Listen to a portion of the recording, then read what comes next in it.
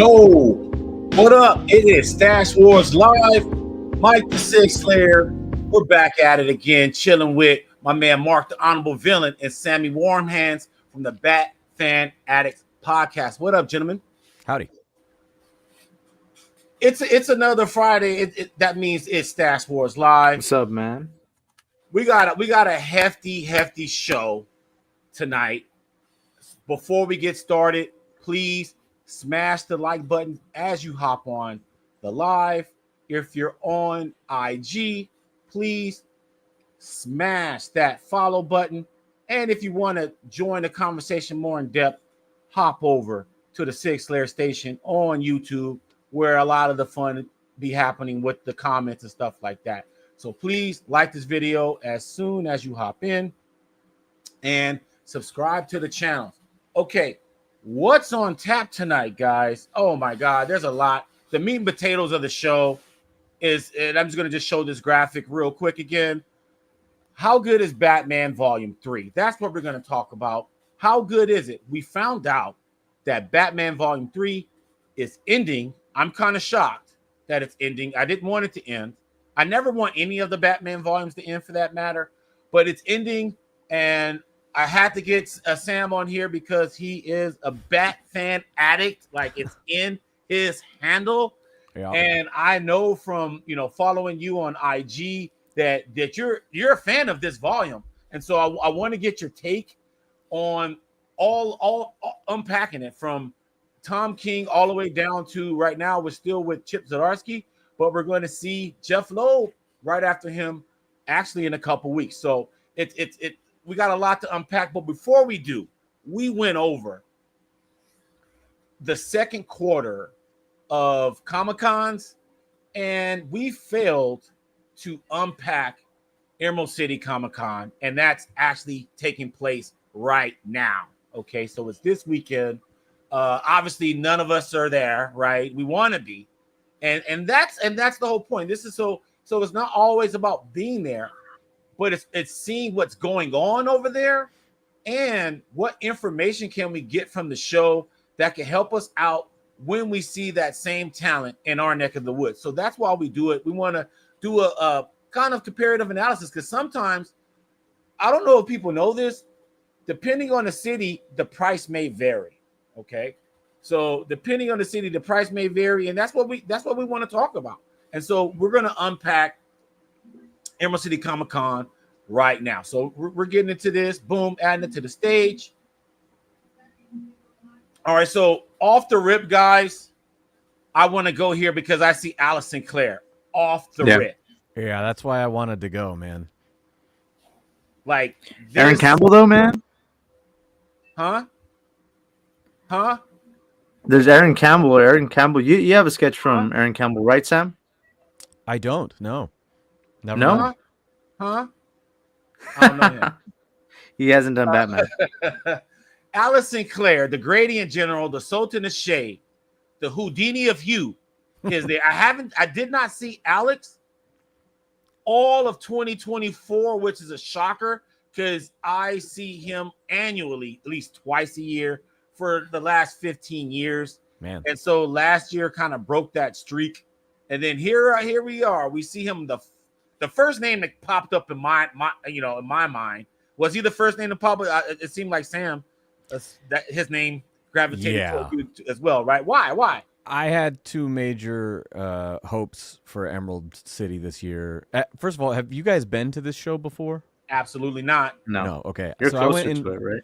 Yeah, it's about 5 hours drive from me. So I went in 21 and 22, and it was a really good show. Got to meet Jim Lee, Sean Murphy, Mirka Andolfo, lots of great people. But one of the people I met there was Alex Sinclair, and I had him color a Warren Lau Harley sketch that I reposted recently on my Instagram.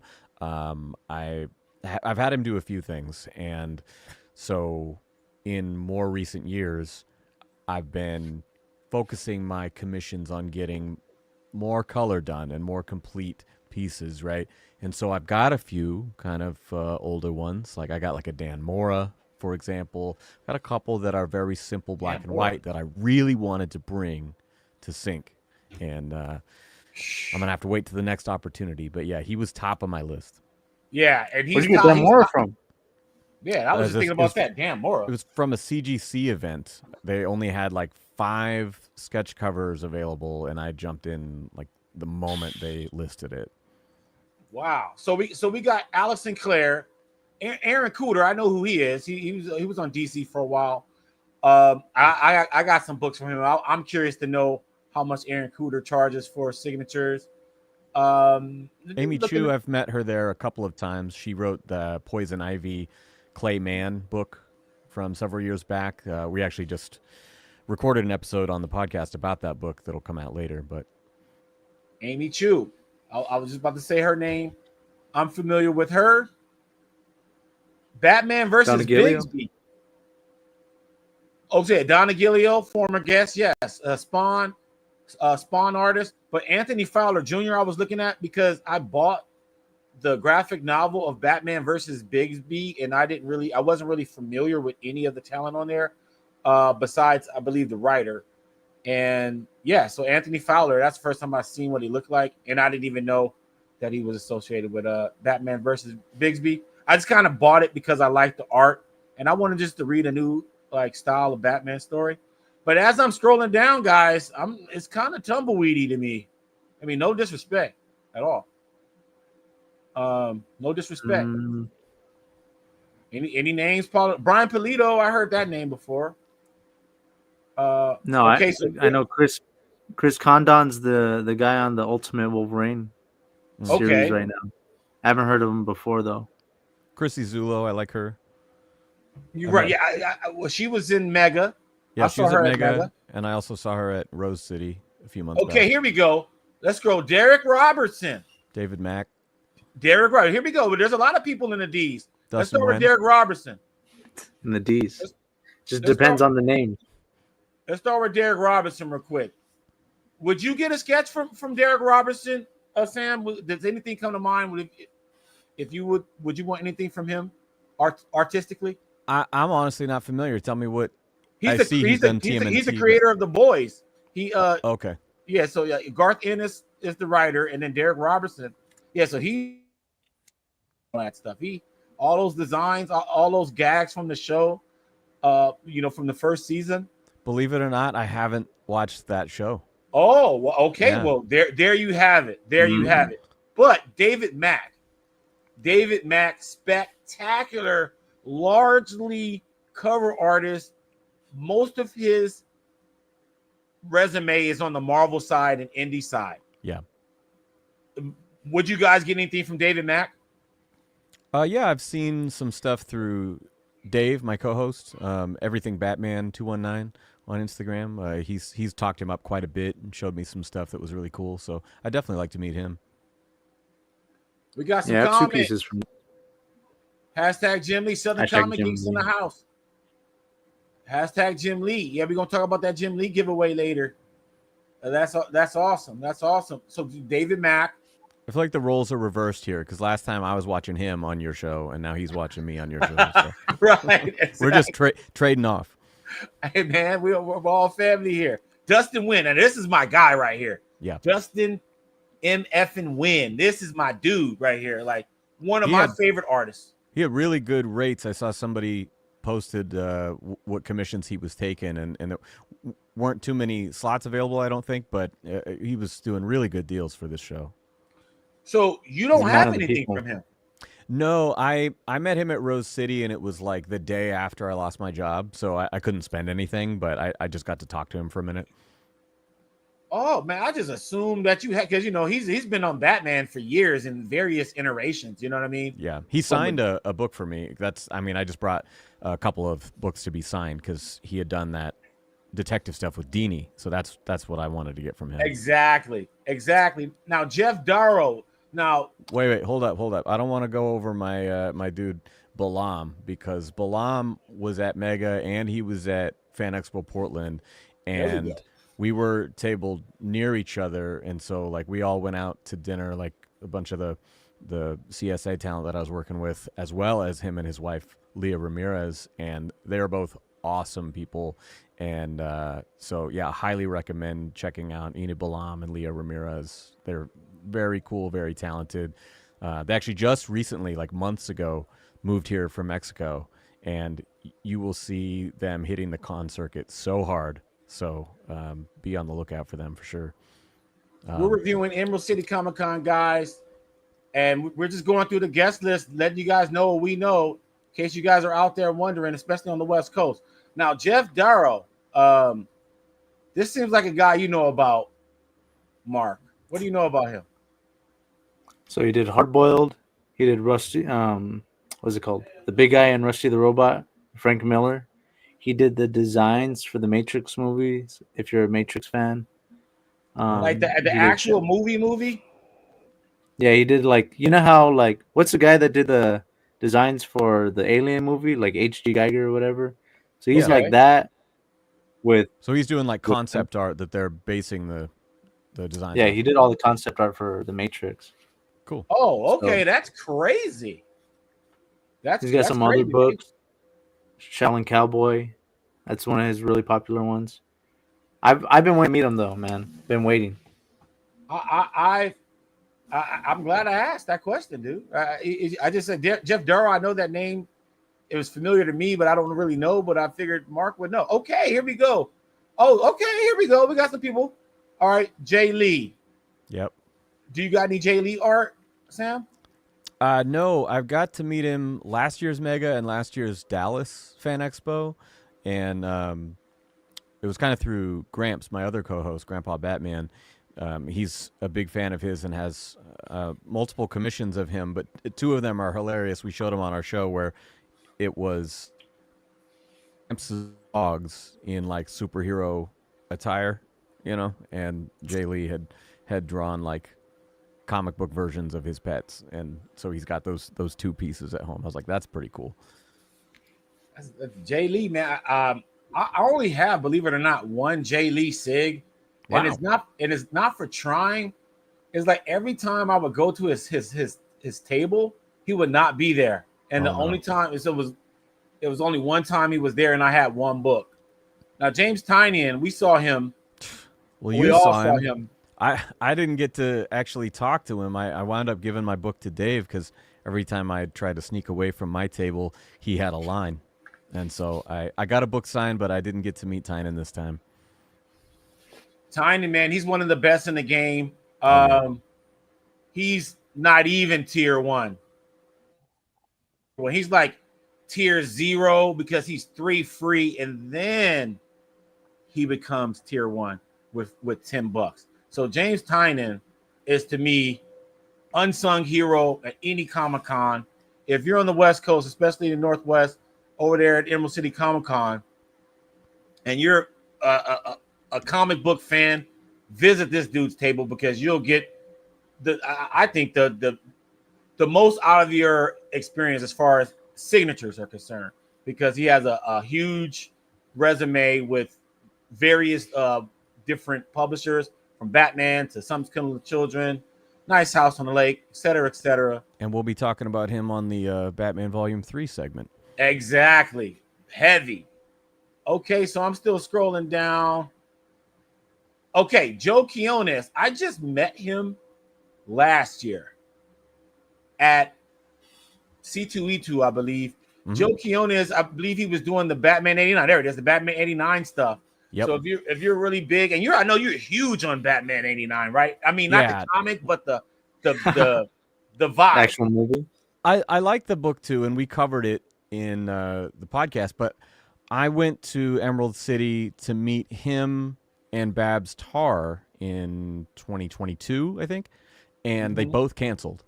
And so this year I saw they were both on the list, and I was like, oh shit, if I could make it to that one, I'd love to have my second chance to meet him, right? And Babs, and then of course Babs canceled again. I'm like, oh shit. But I would love to get, I mean, he does all the characters really well, but I would really love to get a Catwoman or a DeVito Penguin from him. He's one of those guys you kind of can't go wrong. Anyone from the Burton-verse of characters. But yeah, I really like his style. Like, I think more so than where the story went, I liked how much love he put into drawing those characters. You know, So he draws the Damon Wayans Robin though, right? Marlon, yes, Marlon Wayans, yeah. yes, he does. You know about that, Mike, right, Mike? Marlon Wayans was Marlon Wayans, like the Wayans brothers.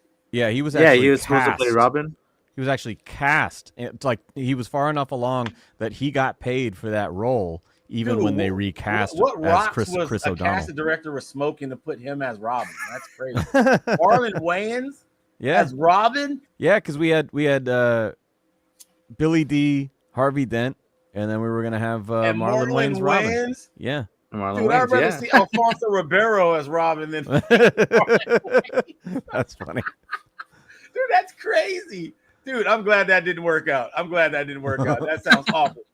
Man, there was a universe where it worked out, man. Yeah, Yes. some, Yes. Earth whack. So here we go. John Jane. Now I found out that this dude is $20 is sick. Oh wow. Really? Wow. Yeah. He That's does Jeff Johns prices. Or Yeah, no, I'm what? sorry. I was gonna say that's Jeff Loeb prices. Yeah, man.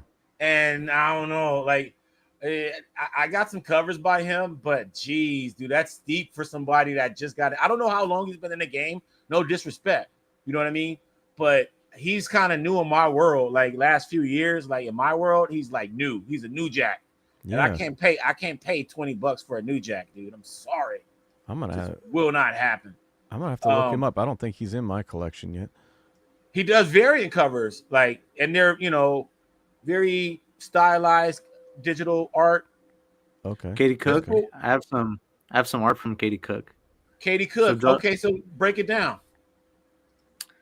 I'm not really familiar with her books, but Max introduced me to her, the homie Max, and she'll draw you a little picture of, like, if you have a picture of you and your girlfriend or something, she'll recreate it, and then and it's like $20. It's like, dude, it's cheap, man.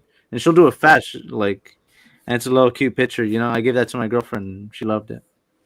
Nice. Oh, that's cool. Yeah, never heard of her, Katie Cook. Now, okay, boom. We all know who this guy is, Mr. Justice League International himself, right? Kevin McGuire. Yeah, I just met him for the first time. Yeah, we saw him in Mega, right? Mm-hmm. But I just recently met him in, I want to say, Kansas City last year. So it was very recent.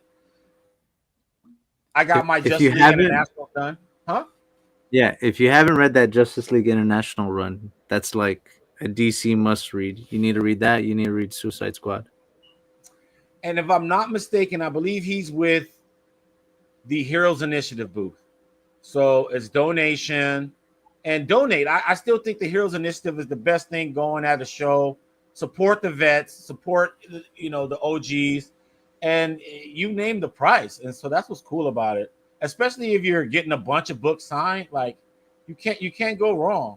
And then Kyle Higgins, Radiant Black. We're trying to get this guy on the show. We've emailed him a bunch of times. Eventually he'll be on. But he did Batman. When did Kyle Higgins do Batman? He did, what's it called, right? He did Nightwing. Yeah, I know that, but what a backup story or something? I don't remember that. No. Maybe a Batman miniseries or something? Yeah, I don't remember him. Proper? I don't know. I never heard of that. I don't remember. Okay. Kyle Higgins, though. I'm seeing Kyle Higgins on Batman Gates of Gotham. Okay. As well as Deathstroke. I'm not familiar with Gates of Gotham. That's a Snyder story, right?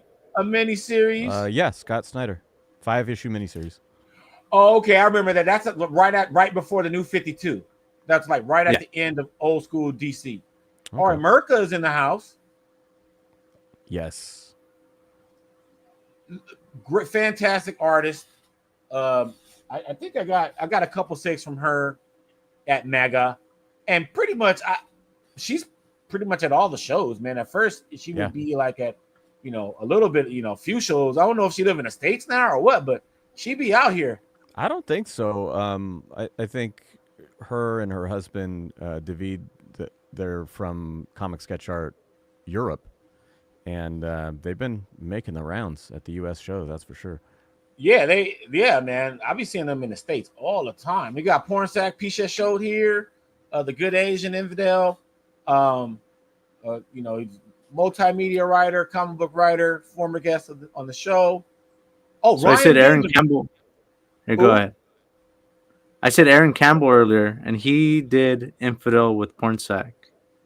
Oh, earlier. Okay, yeah. Randy Eberlin. I see him few and far between. When people load up on a old schooler. Yeah, I see him in the Northwest pretty often. Oh, you see him often?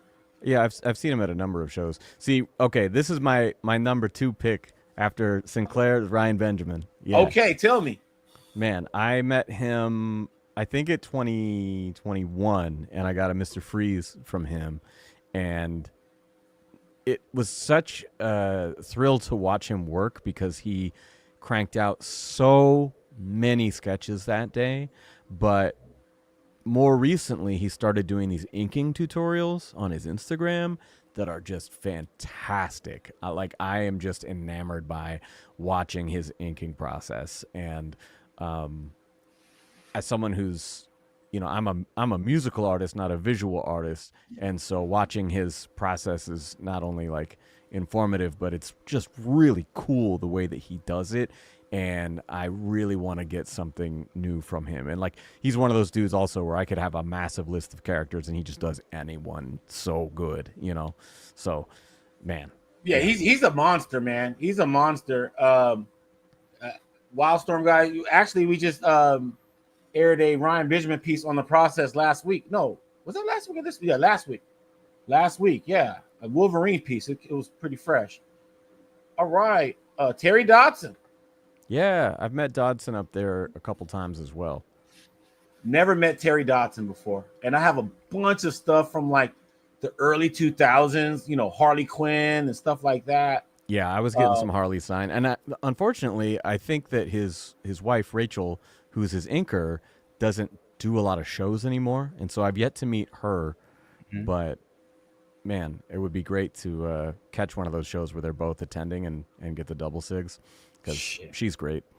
Man, I got to meet him, man. I never met him once. I got to meet him.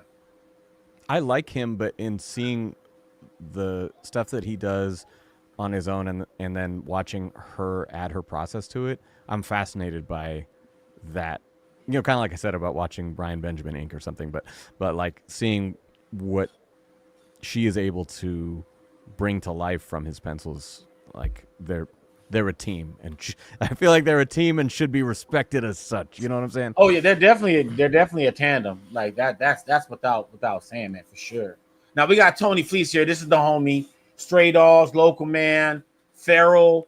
You got the same team as Stray Dogs, but now you're talking about cats and stuff with Feral. I love his sketches of animals. Yeah, but he also does other characters. He does superhero stuff, and he's an underrated artist in my book. Because I have one full on sketch cover by him, and then last year at C2E2. Trish Forstner pencil, and then he inked it, and it's the first. I guess they have a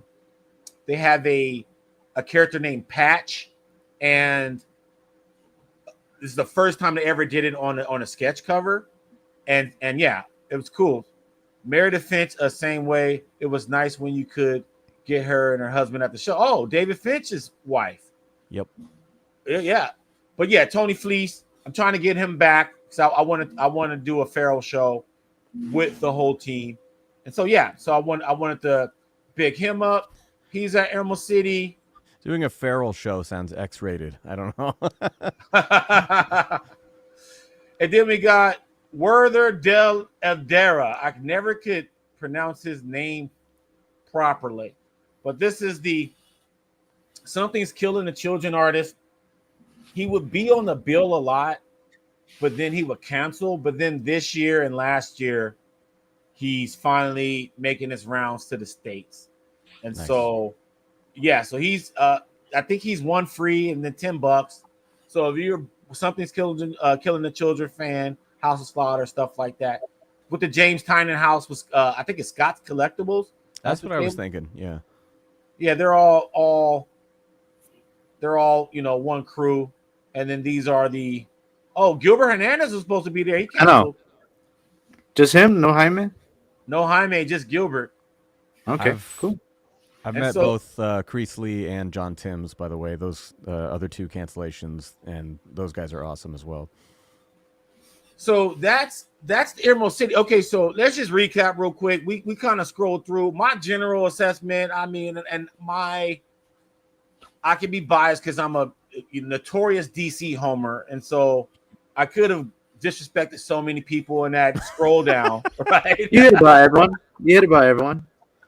No, I mean, But- I think that Emerald was hitting really hard for a little bit, and I will agree with you that they don't quite have the marquee names mixed in on the level that they had in the past.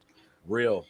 That's real, because I used to want to go, just like I wanted to go to Mega, I used to want to go to Emerald, but before Mega was even around.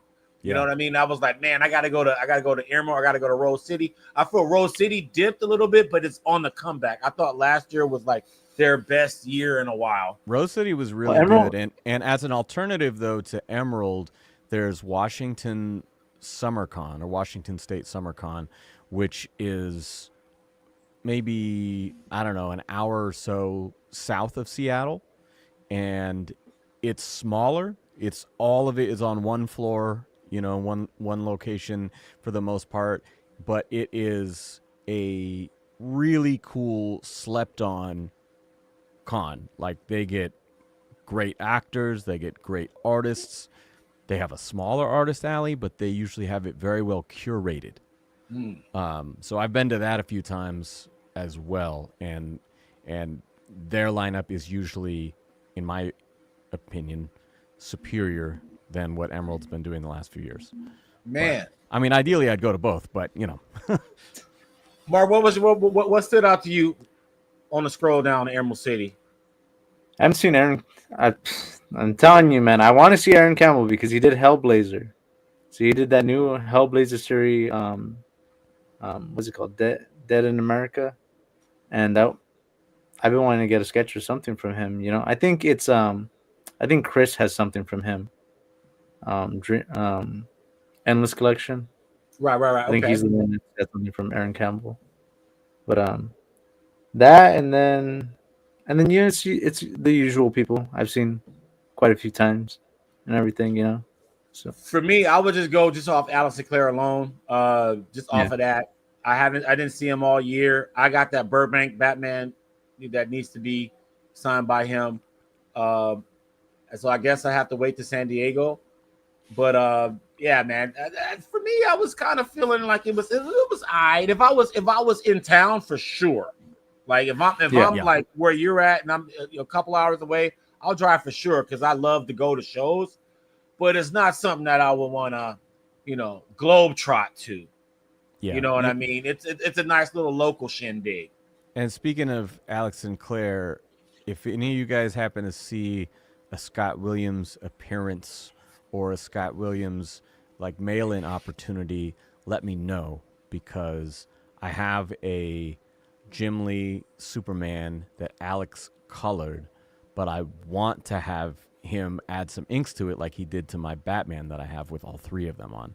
So let me know if you see him popping up anytime, because I really want to make that happen. Yeah, man. I wanted to do that once upon a time, and then he strung me along all day one year. Oh, and because I have a same situation, but with Batman, and you already have your Batman, and so I was trying to get mine, and oh geez, yeah, that's nice too, man. That's really that one's good. really nice. yeah. That's really good. This was from Emerald actually, and I don't think you. That was cool. So yeah, I was trying to do that, and he strung me. That already had his signature on it, though. What do you mean? I see all three signatures on them. Yeah, they all worked on that one. Yeah, I see all three. Yes. So anyway, he Okay. strung me along, dude, all day. He said, "Yeah, I'll do it. I'll hold it." He was like, "I'll hold it too." And man, I'm talking about I was done with the show like the day before. I was just going just for Scott Williams. Right. And then we get to the end. It's like 6 p.m. now. And he's like, I can't do it. I was like, I'm never doing that again. And that was like, that was my first time even wanting to try to do anything art related at a show, like, you know, at any level, like other than the quick little freebie sketches, stuff like that. But like paying for art and doing the whole rat race, getting there early, trying to get there before everyone else to try to make your bid. That was like my first time. And then you have to wait all day and then might get rejected after waiting all day. And I didn't even have to be there. Oh, I was like, forget this, man. But anyway, that's rough. I love Scott Williams, but I was like, dude, I'm never doing this again. You know, I'm never doing this again. So, but I have him here, and Alex was like, yo, I left some things open for Scott to do. And I'm like, man, I guess, man, we might see it, we might not, man. You know, maybe if I'm lucky. Well, and but also, anyway, Ryan Benjamin and Alex Sinclair were doing a dual sketch up not too long ago, you know, where Ryan inks it, Alex colors it. And so I was also thinking like, oh man, as much as I'd love to have one of these other pieces colored, I could just go there and get an original Ryan and take it over to Alex, you know, like fuck. But, you know, this is one of those shows that I really like when maybe there's a handful of artists that I want to get, you know, because you go to Mega and it's like, okay, well, there's 25 people I want to get. There's no fucking way. I can't do it, you know? And so I like going to a show like this where it's like, all right, if I've got like 5 people I really want to get, then that's entirely doable. And you could probably leave early, you know? Right. And so I like going to those type of shows where it doesn't have to be, you know, a million people that I want to see, because I'm never going to get to all of them anyway, you know? As long as I can, like I said, sort of curate my experience, then I can still make out with a great weekend. Yeah, man, it's true, man. The smaller ones, it's less competition. You're able to plan better. You're able to eat, you know, take a break, stuff like that. You know, normal things. And try out your wallet. Yeah, so I totally get it. Yeah, dude. But Emerald City, man, shout out to anybody that's at Emerald City. Let us know if you are going to Emerald City or went to Emerald City and you stumbled upon this video. Let us know how it was and what you got, man. We're really interested in that. All right, so we're moving on to the main event, because I'm really wanting to delve into this. Okay, and I think Mark wanted to delve into this, and I want to hear what Sam has to say. Yeah, well, let's kind of set this up real quick. For all the people that don't know, Batman has been around for about 85 years, and it's only renumbered 3 times in history. The first time, I believe, in 1940, and then the second time was with the New 52 in 2011, and then in 2016 with a Rebirth. And then we find out this year, 2025, the Rebirth volume, or Batman Volume 3, will be ending at the end of the summer, at the end of the reunion of Hush, the Hush team, Hush 2. We'll get to that later. And so they're going to be renumbering Batman, and we're going to see Matt Fraction on Batman for the first time. I'm excited about that. But we're renumbering, starting all over again, and seeing what the future brings for the Cape Crusader for this new era. But before we delve into the era and turn the page, so to speak, I wanted us to unpack this current volume of Batman, especially right now while it's still going on, before it end, and just before we get to the Hush sequel, because we know everyone's going to be jazzed up about that, and that could kind of spike public opinion about it. And so just before the Hush, we're going to unpack the good, the bad, and the ugly from Batman Volume 3. And so let's go. And so first we're going to start off positive, and anything that comes to mind, we're going to mind dump, and then move on and mind dump, and then move on. So we're going to talk about the good, the bad, and the ugly. And I got a lot to say about all three. And so, but let's start off on a positive note, guys, and let's just open up the floor. Take us back, 2016. You got Batman Rebirth, and then we found out Tom King is hopping on with David Finch. That had to have been exciting, right? I'm gonna be honest. I think it started off with a. Go ahead, Sam. I was a detective guy for this era. I was the James Tynion detective run, with Eddie Barrows and Alvaro Martinez Bueno, and a lot of these guys. I thought the Bat Family stuff was more interesting than what was happening in mainline Batman at that time.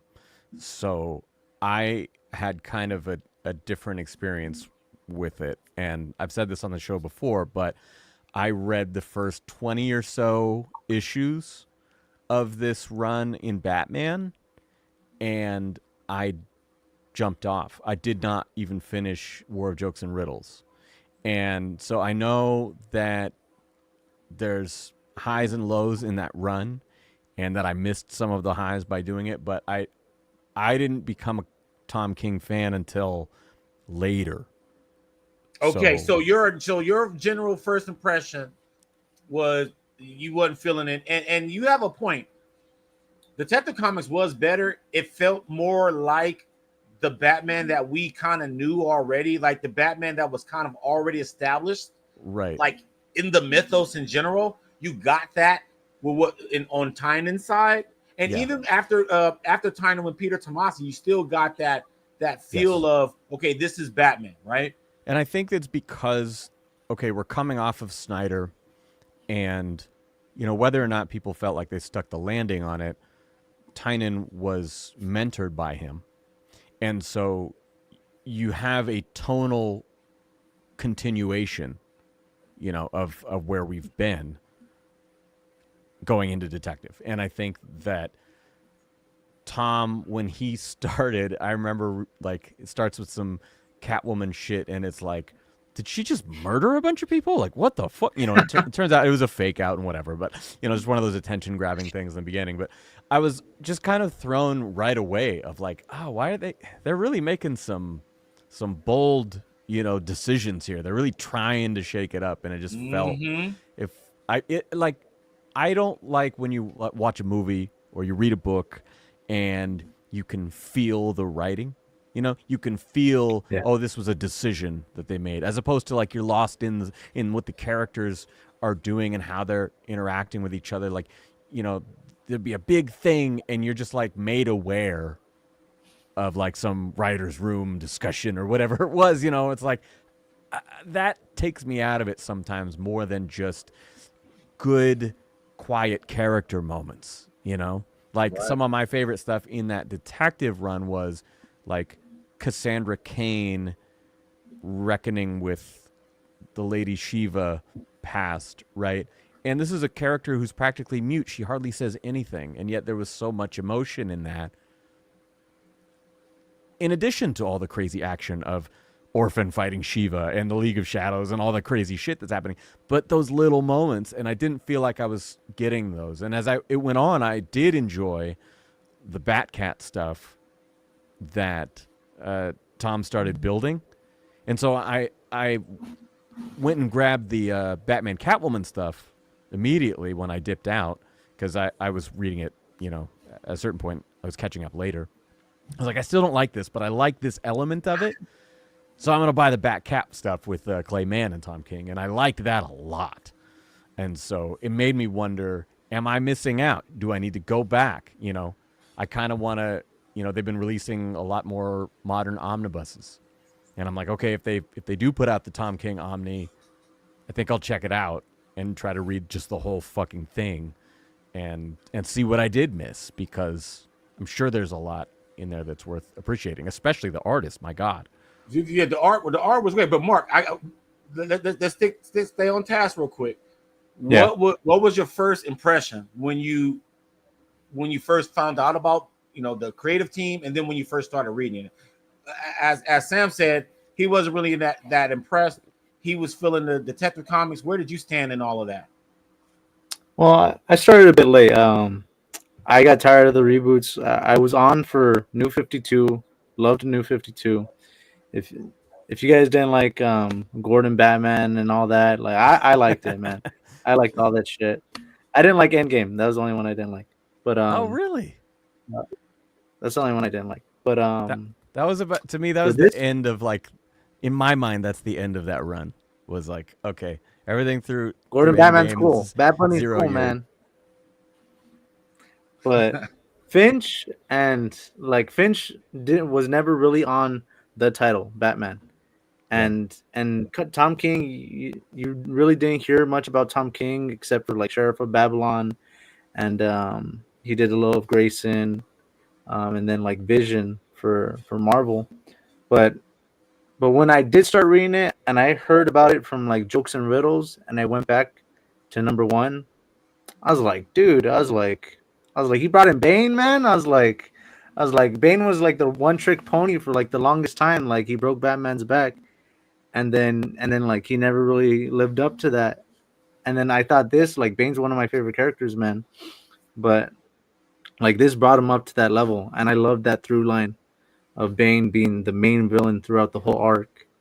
And then like Sam said, I did like I like those first three stories. I am Gotham, I am Suicide, I am Bane, and then the Bat Cat stuff. I like that element. Now for me, off the rip, as you mentioned, Mark, I'm a huge David Finch guy. I think that makes we're all pretty big David Finch fans, and I was eager to have him be on Batman because I think he was on like Batman, like Dark Detective or Detective or something like The that Dark during the Knight. New 52. Dark Knight. There we go. I knew he had a series, and then he was on The Return, a one shot with Grant Morrison, and that's what made me want him to be on Batman. And then he did a few pages in Batman 700, and he did the cover to Yeah. Batman Yeah. 700. And Mhm. so I was like, okay, this is about right. I wasn't really that familiar with Tom King other than what you mentioned, Mark. But I'm like, okay, he's got to be some kind of good if they're giving him the Batman gig. And this was actually during a time WonderCon was in LA, and so DC was there, and they were announcing the whole Rebirth initiative. So before Batman and DC Rebirth even was released, they were talking about it and talking about the reboot and the renumbering and blah blah blah. So I was actually already hyped because I actually saw the panel of them, talking about this, and they were unraveling the or revealing the creative team. So I was like, oh shit, David Finch is going to be on Batman. Perfect. So I was already ready already. So I was cool. I was cool with the first batch of things, and I'm just going to just segue into the next part, which is the good. And I was on board with all of the Batman stuff in the beginning. David Finch, that felt like Batman. Then Mikhail Janine, I don't know if I'm pronouncing this name right, Mikhail Janine. I loved. That's when I really started to encounter his work. I really loved his work, and I Am Bane and all of that stuff. So Mm. I was dialed in. So all the way up until the proposal. So the Yeah. proposal and then the button for Yes. me was the high point of, I would say, the first like arc, the first kind of meta arc that Tom King was doing. The button was my favorite story. Oh, before I go to Mikhail Janine, I just wanted to show this real quick while we're Oh here. yeah, I love that cover. This cover here, I actually met him his only time in California in 2019. There we go. And then he did this for me. I know it's a little cheapy, Oh, but this is what I nice. was all Oh, about. what? That's cool. Yeah, so I got this from him, and he hasn't been in America since. The world No shut shit. I down. know. Yeah. Wow, So there's not many Batman Rebirth triple sign like this, just so that's you guys awesome. know. And so, So I was on board from the beginning. David Finch, I got it all. I was locked and loaded. But when we got to the button, that's when things got crazy. Because Jason Fabok on Batman is life. I'm sorry. He is. I don't know if I have a favorite Batman artist, but he's in that top 3. And I have a rotating one list. I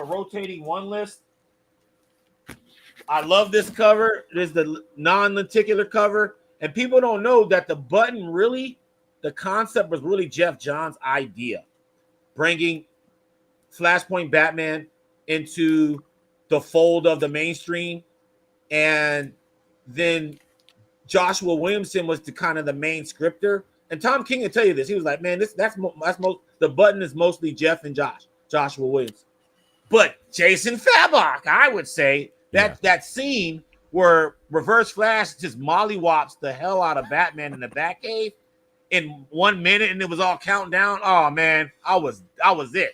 I was in comic book nirvana for years after that. I need to reread that. I love that. I love that story. And so that was the high point. So Batman 1 to 24. 24 is the proposal. Okay. The button is Batman 21 and 22. So that right there, that was, to me, my favorite time of Batman. Mark, what was your favorite time of Batman? What was the high point for Batman for you? I think it was probably the I Am Bane stories. I like that one panel where I do like Tom King's writing a lot of the time. I like that panel where he's like, oh, every week it's the end of Batman. Everyone, right? Batman's gonna die this week. Batman's gonna die this week, and then he's just like, I'm tired of this shit. And then he's just like, and he just takes on Bane, man. Like that fight at the end where he's going through Arkham Asylum. That's like one of my favorite parts. And so, what was your peak moment, Sam? Batman Volume 3. Like, we're gonna talk about other good moments, but what was like the top moment where you're like, yo, this is fresh? For me, it's gonna be in the later issues that we haven't talked about yet. If you don't mind me going there, but we'll go there. Yeah. Okay, so like I said, I'd kind of tuned out for a while, and then when Batman 86 came out and Tynion was taking over mainline, Tony Daniel was back, I was like, oh shit, okay, I'm getting this, right? And their dark designs, to me, was so much better than the Joker war that it set up. Like, the fucking Punchline Harley face-off. And, like, okay, I'm a Punchline fan who, when I heard the pitch, was like, that's fucking stupid. I don't want, we don't need a new Joker's girlfriend or whatever, However, it was colloquially understood at that time.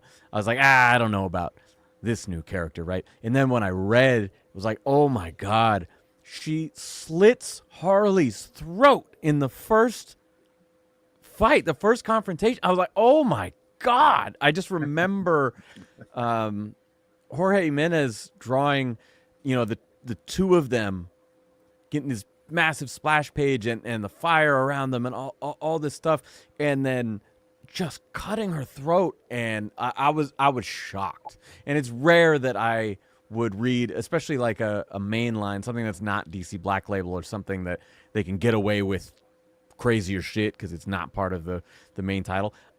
It was one of those rare moments where I was like, oh my God, I'm clutching my pearls, I was just thinking that, clutching the pearls. So let's talk about the new characters, because Tynion came in after Tom King, and it seemed like he was busting out new characters every issue. He was busting out new characters. How did you guys feel about the cast of characters? As you guys see in the graphic at the bottom, you got Clown Hunter, you have you mentioned Punchline, Ghostmaker, the Designer. Underbroker, all of that. Like, what do you guys think about all that? I kind of don't give a shit. Like, I set this up by saying I I really like Punchline. I've read more of her stuff that came after, and it wasn't as good to me. I really liked her origin in the Joker 80th anniversary, which is actually how the new Tynion omnibus begins, the one that just came out. Okay. It begins with her like short origin story from that, which I thought was fantastic. I think that's also Mikhail Janine. But it kind of just shows her as like a college student obsessed with this, serial killer, the Joker. And I liked that a lot. But then when we get to Ghost Machine, it's like, okay, or not Ghost Machine. Ghostmaker. How many times have we had a character from Bruce Wayne's past with each training or whatever? Like, it reminded me of, like, was it Night of the Ninja or something from Batman the Animated Series? And, like, we've had other versions of this where it just seems like they're kind of retreading old, like, Ben Polanski said this on my podcast before. He's my old co-host. The more characters you introduce that are on Batman's level makes him seem less special. And he should always be unique in that his skill set in a superhero, supervillain world is, his determination to will himself to this level of mastery of his skills. And so you bring in another guy from his past who's got the same shit, and it's kind of like, all right, I feel like we've done this before. And then like Clown Hunter is just kind of goofy, like I get the idea, but you call him Clown Hunter and you make him look like that, and I don't care. You know what I'm saying? Like, it's just a little too comic booky for me. I do like some of the stuff, like the Underbroker and the designer, and those things are more interesting to me, and remind me a little bit of like what Tom King did in Killing Time, Batman Killing Time, which I thought was interesting as well. Some of the like seedy underworld stuff and how the criminals, get all these henchmen and launder their money and all this stuff. I think there's a criminal infrastructure there that's interesting. But yeah, some of these other characters like Ghostmaker that take up a lot of time, and they're on the covers of the books, and it's like, okay, all right, you're starting to lose me. And so when it switched to Joshua Williamson and Abyss, I was like, oh, okay, this is different. Another character, another one. But I'm interested. Okay, this is at least something that I feel like we haven't done, before. And then he got pulled off that right away. For some reason, I don't fucking know. And yeah, so then like in the later years, I felt like there was a lot more turnover of creative teams and a lot more new character, which kind of fatigued me a little bit, Like, so we're gonna get there to the fatigue. Yes. But Mark, the question is, what did you think about the new characters? Not just the tiny ones, but you got Failsafe. So you had Abyss and Failsafe, and then all these other guys. I was gonna say, Tom King introduced Gotham and Gotham Girl. I kind of thought those were the powers were kind of cool. It's like, oh well, the more I use my power, the more I die and everything. Like I like that, but their design was like Superman-like and kind of mixed between Superman and Batman. They were all right. Like Punchline and Clown Killer are derivative of, they really don't exist without the Joker, and like you're saying, like we have like Harley, and like she's a derivative of Joker, but she made it. She's done her time in, and she's proved herself as a character. Failsafe is just like Robot Batman. And then I like the idea of Failsafe, but then they start bringing in all the Batman of Zur-En-Arrh and all that stuff again, and it's like, you lost me again. I like the first couple issues, I thought, okay, this is going somewhere really interesting, and then as it went on, it lost me. So I just wanted to address what up SEG. I thought Williamson and Zdarsky was going to be big, and it ended up meh. So that's the perfect segue into the bad. But before we do that, because I just don't like to talk about bad stuff because I'm about to lay in. And so before I do, I just want to take this moment to talk about one of the best parts of this volume of Batman, was the Tim Sale covers that he did, and he did a ton. I'm just gonna show a few. I have them all, but I don't have them all signed. But I have my favorite one signed, and these are the ones signed by Tim Sale himself. Rest in peace. You guys talked about Bat Cat. Yeah. Now I have this that one here is a mistake poster. because it's like a three-handed Batman. Yep. If you look at it, I'm trying to get out that glare. There it is. Yeah, because he's got one hand on her waist and then both hands Batman's handy on her. sometimes, man. Yeah. Yeah, but I still love this cover. And then you have this one. I think this is Rooftops or whatever. Got Tim Sale, Tom King. That's Tom King's original signature. He don't do that no more. The middle party, he doesn't do anymore. And then my two favorite from the button. Look at this. This is beautiful. You got Fabok, you got King, you got Brad Anderson, you got Tim Sale. How many of these are you gonna see? I haven't seen that one. That's cool. Yeah, man. This is Tim Sale, the button. I read the collected or whatever, so I didn't see all the different covers. Oh man, I was on them, man. They were in my pool, and then this one was awesome. Look at that. Oh yeah. You got Tim Sale, Josh Williamson, Tom King, Fabok, and Brad Anderson. So to me, this was the high point of Batman. If you ask me, this was the high point of Batman. Getting those Tim Sale covers. I remember going to Earth 2, rest in peace, Earth 2. Going to Earth 2, saying, hey, give me all the Tim Sale covers, bro. Give them to me all. Give them to me. And I'm going to try to get them signed. And then so I saw them in 2019, and that was the last time I saw them. What's up, Mark? I want to say one more good thing, man. Let's give it up for the artists that were on Volume 3. So You gonna show Jorge some books? Jimenez, Janine, Showing books? Daniel. And I just got them on the side right here. Matt Wagner March. did an issue. Matt Wagner, yep. Lee Weeks did an issue. You said Gillen March, Jason Fabok, Jorge Fornes, just David Finch. Like all-star artists, man. Like, Incredible art front to back. Like Art was no weak artists at all in Volume 3. Yeah. Why you guys set me up right now? You guys are setting me up. You guys are setting me up, and I don't like it, okay? Because you guys are absolutely right. Probably the best run as far as the Volume 2 and Volume 3 of just stand-up artists, left and right. Even though Capullo, he held it down the whole volume. So which is insane. Yeah, so he deserves credit on his own for that. That was think about how many names we just dropped. I mean, I know there's more issues, but still, like how many names we just dropped versus how long his tenure was is insane. It's crazy, right? But I gotta say this: for all those fabulous artists that you detailed, Mark, they were wasted. Okay. Here we go. They were wasted, man. This Batman run had some of the best artists, and they were like used not in the best way. It was like their pages didn't matter in the end.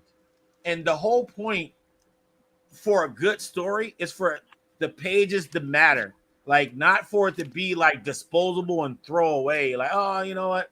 Oh, we were in a little time bubble and we had a little fling for a minute. I don't want that. Like make it matter. So like one of the bad, so I'm going to bring my point. Now we're talking about bad stuff. I felt that the artists weren't utilized to their strengths enough because they got a chance to do a lot of cool, splashy things, but it was like Tom King is like one of those type of writers where he'll have people fighting. I always talk about this fight in the middle of a fight scene. They're talking about what they're gonna have for dinner. Right. You know what I mean? Monologues and shit. Yeah, monologues. Like, come on, dude. Like, don't ruin the tension. Like, make this like tense. Like, all of this fighting make us nervous. It's like you took all the tension away by talking about the most mundane thing at the wrong time. And I felt like that was a motif that he did throughout. It still is. Like, if you read his current Black Canary title, it's like the whole thing's centered around this fighting match, and so he's able to justify stringing along constant narration from the announcers watching the fight, even when you're in scenes that are like cutaways or flashbacks or whatever, it's still going the whole time. I'm like, God damn it, man! Yeah, Just man. get to the point. It's tough. It's tough. So that was one thing, and then I have to say, and that deals with the pacing of the story. So I felt Yes.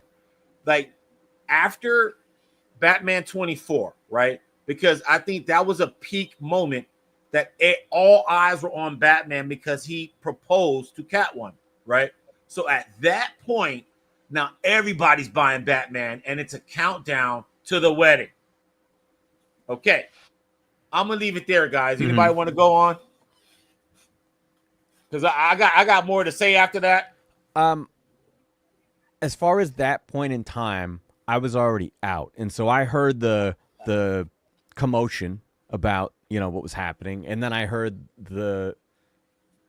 I don't even know what you want to call it, the controversy when it didn't happen, and I know shops had events and release parties, and it was a very anticipated moment for it to all fall apart, and so like I'm definitely familiar without having gone back and read all of that stuff because it just I don't know, it left a bad taste in my mouth. Like to rewind a second, I remember the moment, I remember the scene where I went, I can't, I'm done, I can't do this anymore. And it was when in Jokes and Riddles, when Joker and Riddler are meeting in an office and they're having this dialogue, and I was just like, no human being talks like this. No one talks like this. I can't justify it anymore. Like I've been reading this for so long at this point, 20 some issues. I'm like, I'm out. And so by the time all that other stuff was happening, I was just like, yeah, sure. and then you got the Joker Catwoman fight scene. Oh my God, man. That was like I wanted to rip out the pages and throw them away. like I delete it from my memory bank. I'm sorry, Mark. Go ahead, man. I was gonna say about the jokes, dude. Like the Jokes and Riddles could have been such a great story, and like when I heard about it, they were like, "Oh, Deathstroke fights, Deadshot," and like they talk about that, and it's only like 2 pages that they talk about it. They talk about it. They never show Deadshot aiming for Deathstroke. They could have put that in like a whole issue. They could have made a whole issue about that, but no. So SCG, bad stuff. Wedding fiasco. Batman falling from space. Okay, now I'm one of the few people, Jason, that thought that was cool. I thought that was badass. Batman coming out. I actually like that, because I felt like Batman was neutered throughout this run. Okay, he had amnesia for a while. He was looking like Tom Selleck for a minute. Nightwing got shot by KG Beast. This dude was doing jury duty. He was just all over the place. He was sprung on Catwoman. He was just all over the place. I didn't know what was going on. So another thing I would say that was bad, and this is something that I feel that was weird because people say that the character development was the high point for Tom King's run. And I would say that was the weak spot, because think about this, right? So you talk about City of Bane, right? So at the end of it all, it was really Thomas Wayne kind of behind everything, right?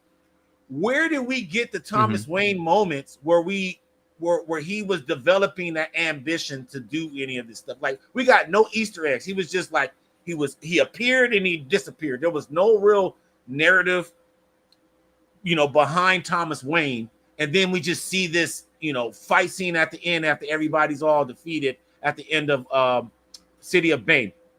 And then I just felt like we talked about the war on Jokes and Riddle. So you take these two mainstay Batman villains and they're having a war. Like, Gotham is in shambles.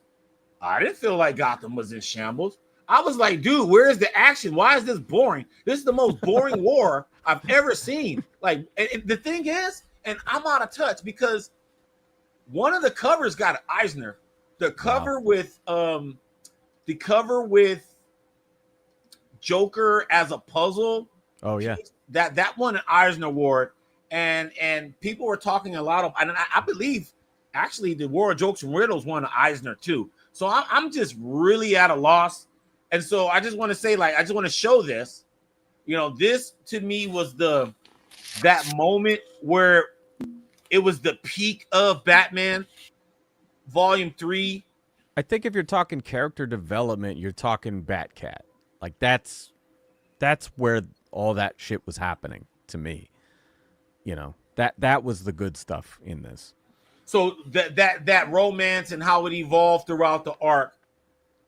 That felt natural. Yeah. Okay, that felt natural, but then there's all this other stuff that was in a way that just felt But like it was a it led distraction. nowhere though, man. Yeah. Yeah. You know, Well, and then what you were talking about with, like, where is the war? Where is, you know, the whole place should be, right? This whole idea of every, like, I don't know if it's necessarily every new writer. It kind of is. Like, every new jump off is like, the whole city is destroyed, and, you know, like, we have war for Jokes and Riddles, we have the City of Bane, we have Joker War, we have Fear State, we have Batman, Catwoman, Gotham War. Like, I don't fucking care anymore. Like, I want something with good character moments where there's real stakes and emotion in it, because the more we just, everything is the biggest thing ever. Like Mark was saying earlier, that scene is like, yeah, how many times a day does Batman hear? Oh, you know, that's like, we're gonna kill the Batman, and Batman's dead, and there's no more Bat. And it's like, yeah, dude, we've been through this. So for him to acknowledge it, right, is funny. But then how many of these massive events do we keep having? And it's like, I don't care. It feels like a way to try to, I don't know, sell books with a crazy cover. yeah, But once you read it, there's nothing there, you know. It's all event based. They took the event model and then applied it to the small, you know, instead of making a big crossover, they make these mini events within the individual titles. Yeah. And it didn't work, because you hit it right on the head, Sam. You really didn't get nothing out of any of these characters. So all you got a slew of new characters, don't have no idea who they are and what motivates them really. Yeah. And here's the other part.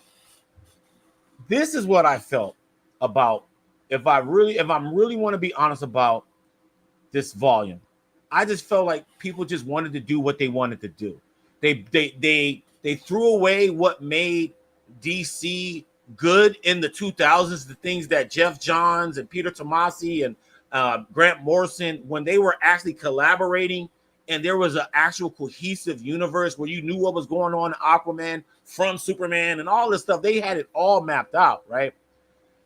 This era, everyone was quick to come out with their own created character, right? So they can say created by, in case it comes out on a multimedia, you know, thing, and all of this stuff. It just felt like everybody was trying to pee on a tree, so to speak. Well, and to piggyback on that idea, what kind of bums me out is we're in this era now where it's good for creators, don't get me wrong, that they're now able to leave the big two and go do their own characters and their own projects.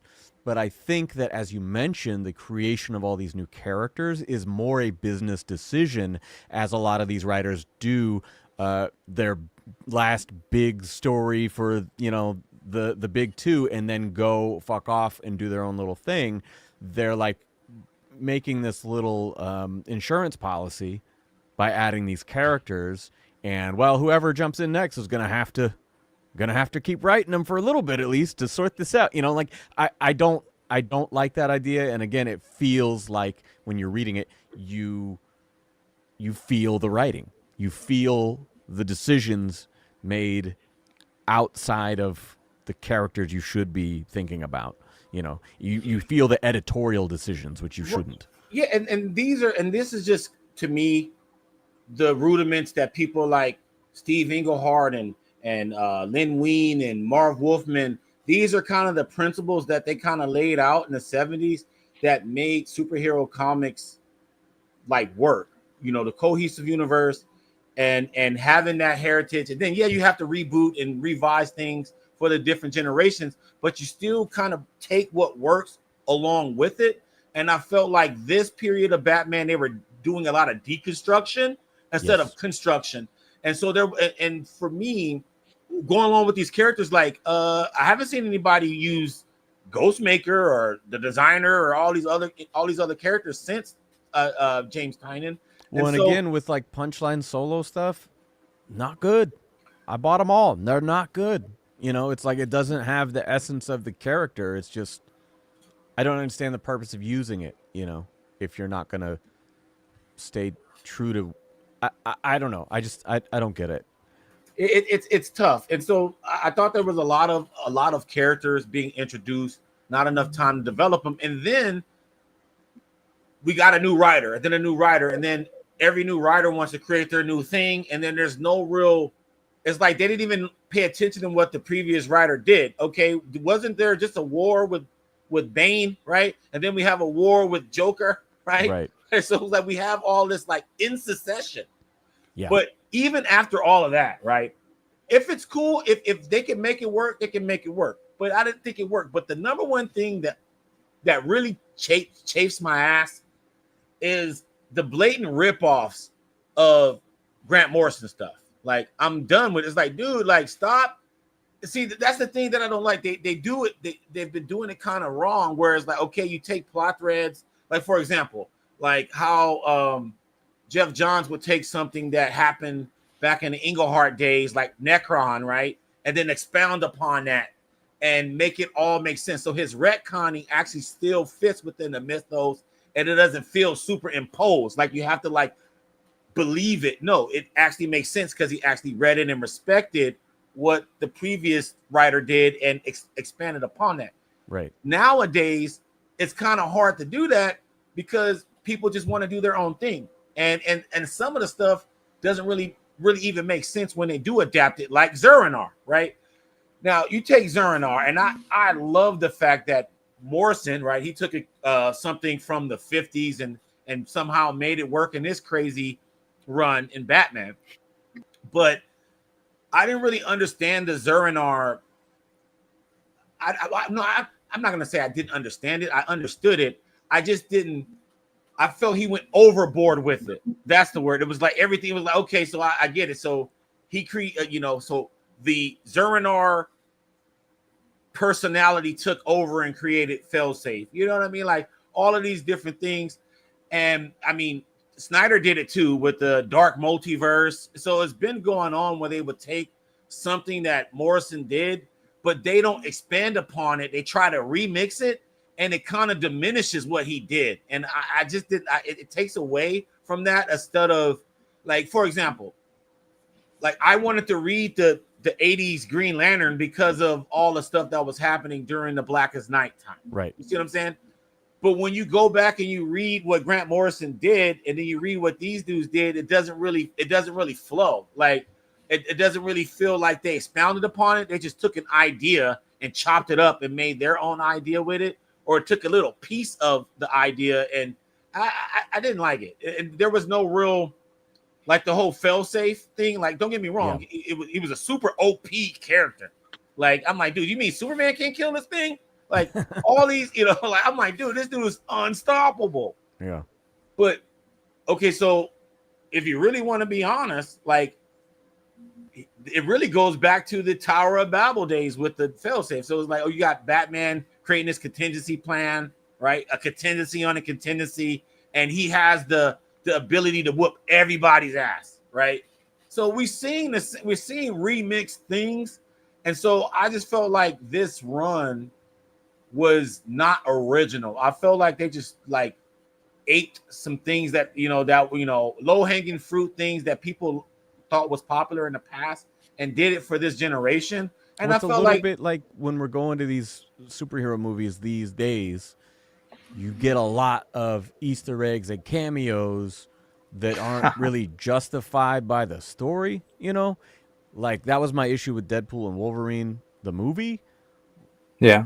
Was like it just felt like a a writer's room board of like, well, what if we brought this guy? What if we did this? What if we did that? What if we did that? And then they just, okay, you over there, write all these scenes in order. You're like, well, that doesn't, as opposed to like, what are the characters going through? What makes sense to happen organically? It was just like a checklist of shit. And so I think that comics aren't immune to that idea either of like, oh, let's bring back a character that hasn't been around in a long time. If like you put Zuranara on the cover, oh, well, then we got a bunch of people who might not have been reading lately. They're going to start picking this up. It's like, all right, yeah, but is it true to what you're basing it off of, And so that's why, like, for me, in the same way I was talking about, I'm reading Tynan's Detective while King is writing Batman.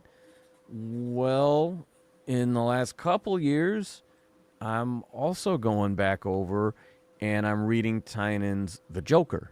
That's a great Jim Gordon story. Mm-hmm. Or I'm reading Detective with Tamaki and Dan Mora.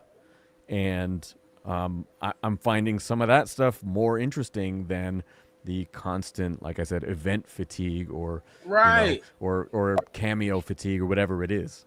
But here's the exact opposite. And Mark, and I want you to grab the mic, but I have to throw this out there. So here's the polar opposite of event fatigue right here. Batman and jury duty, though. Come on, man. Yeah. You don't slow it down to this. What's up, Mark? Man, the side quest, man. That was like, well, that's what we were talking about the waste of the artist, man. Like I didn't like the side quest, like Catwoman fighting Talia al Ghul. I didn't like Batman and jury duty. I didn't like the date with Batman, Lois Lane, Superman. Everybody loved that though, Mark. Oh my God, it was such a wholesome story. A double date between Lois Lane and Clark Kent and Bruce Wayne and Selena Kyle. Oh my gosh, clutch the pearl. This was another character that was made that like led nowhere in issue 38. This one, I think they were trying to make a new character right here. Was this the regular Tim Sale cover, or I think this was the A cover though? That's the A cover, yep. But like this, the character they made in this led nowhere. The Wonder Woman issue with Batman romance. Now, okay, so that's actually, guys. Let's stop there. That's actually on the thumbnail. The little romance, little fling Batman and Wonder Woman had while he proposed to Catwoman, but they were in some like time bubble, like hyperbolic time chamber type thing, like Dragon Ball Z. Dude, it was all over the place. So you hit it right on the head, Mark, with the side quest. So in essence, and it's kind of the same of my first point and your first point, Mark, the lack of pacing. And then these side quests, right? So there was not that much time that actually transpired, right? So you got about 7-8 graphic novels worth of story, right? But like it's not that much time that's actually happened because you're doing all these side quests, right? Oh, so a double date. So you got 2 issues that takes 1 double date. So like that's what I mean. Tom King, he could Batman could take a leak and that'd be a whole issue, bro. You know what I mean? The leak. You know what I mean? And it's all inner monologue too. Yeah, all inner monologue, and you got Rob Lee doing drip sound effects and all this stuff. It's like, dude, man, like, don't get me wrong. Tom King is one of my favorite creators. The chemical composition of this Gatorade is yes, damn, exactly. I didn't think I was gonna have to stop so soon. Yeah, you get it, man. Like, and so that's to me the big thing. It's the fact that you didn't really get a real grasp of the time and what has transpired. All you know is a KG Beast shot Nightwing, and then all of a sudden Thomas Wayne and Batman fight in the desert, and it's just like all these random things that just kind of happen, and nothing really feels linear. And so I don't like this whole idea of, oh, it's character development, but there's no at the expense of the linear story. Like, what? Come on, like you can't be building layers on layers and nothing's going. You got to go from A to Z, buddy, not keep stacking on A. The leak would be 2 issues because Batman is such a man and it takes a while to get situated. I was thinking just because you have to unzip all the layers of the suit and all that, take off the utility belt, you know, that'd be the cover. It'd be the utility belt hanging over the stall door. And here's the thing: this dude would get Jim Lee to draw it. You know, he would get like the best artist to draw. You know, Batman twirling spaghetti for like 4 issues. You know what I mean? Like, come on, dude. Like, dude, you had think about this, man. Think about this, dude. You know how long I wanted Lee Weeks back on Batman. You get this fool on jury duty. This is what we're doing. You got Lee Weeks drawing all these panels of Batman in jury duty. Come on, guy. Like that was killing me. That absolutely annihilated me. Matter of fact, I didn't want to get that whole Nightmares trade. I still got to get it because I was just like, it really pisses me off. I really have to say. So the other thing, just moving on. Now we're going to the ugly, guys. I like how there's one positive category, but there's 2 negative categories. Because here's the thing, guys, and we're gonna give this a grade afterwards. Oh, okay. And based on the grade, that's going to be the answer to your question why there's a bad and an ugly. And so, and Mark and I, we thought about this. Why we have an ugly? Because of this. And I'm going to start this off, guys, because I'm still pissed. They killed Alfred. Yeah. It don't get no uglier than that, dog. I'm sorry. Like, what are we doing? What are we doing? What we're looking at now is people not knowing really how to proceed from that because, you know, it's like, okay, well, how does that change his world? Well, let's take all his money away. Well, let's do, you know, like it just seems like coming up with these sort of gimmicky premises to kind of come up with the story because they've robbed you of your familiar routine with this character, you know? And then, okay, so you're absolutely right. Like, people still don't know how to pick up the pieces after this. The other thing is that the horrible dialogue, and I'm keeping this up because Bane offs Alfred, and then there's a bubble. This is the city of Bane. Like, who would say that? Like, like, come on, dude. Like, come on, dude. He's being theatrics, man. Like, yeah. I'm surprised they've left Alfred dead so long. Exactly, man. And like, dude, like Lazarus Pit this dude or something. Is like, come on, like you can't have Batman without Alfred, dude. Like, I found that sacrilegious. Tom King is not claiming this, by the way. He's saying this was editorial. He's saying that this wasn't his beef. Do you believe him? Yeah, I think that's fair. You know, a lot of was it Dan DiDio? You know, he likes to kill people. I believe characters. But yeah, I know that it came down from editorial. Yeah, man, I don't get this. I do not get this. This is the ugliest part. This is what you take away. In all honesty, this is what you take away from this whole volume. Is that this is the volume that killed Alfred, and there could be generations that don't even know who he is, and he's not a part of the mythos of Batman ever again. And if that was the intent from the beginning, that blows. I'm sorry. Like, who's that diabolical? You know, we're off and Alfred for good, son. He's done. Yeah. Like, he's for the fishes. Like, what?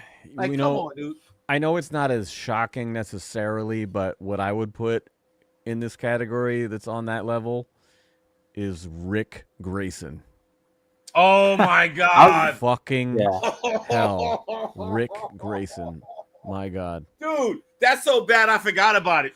I forgot about it. Oh. I was so happy when Tom Taylor took Nightwing and I was like, oh my God, this is everything I want in a Dick Grayson story. Like, thank God. It wasn't an RIC. Tom Taylor. Yeah. Rick. Dude, like RIC, Ric Flair, right? Dude. Yeah. Oh my God. You just broke my heart, Sam.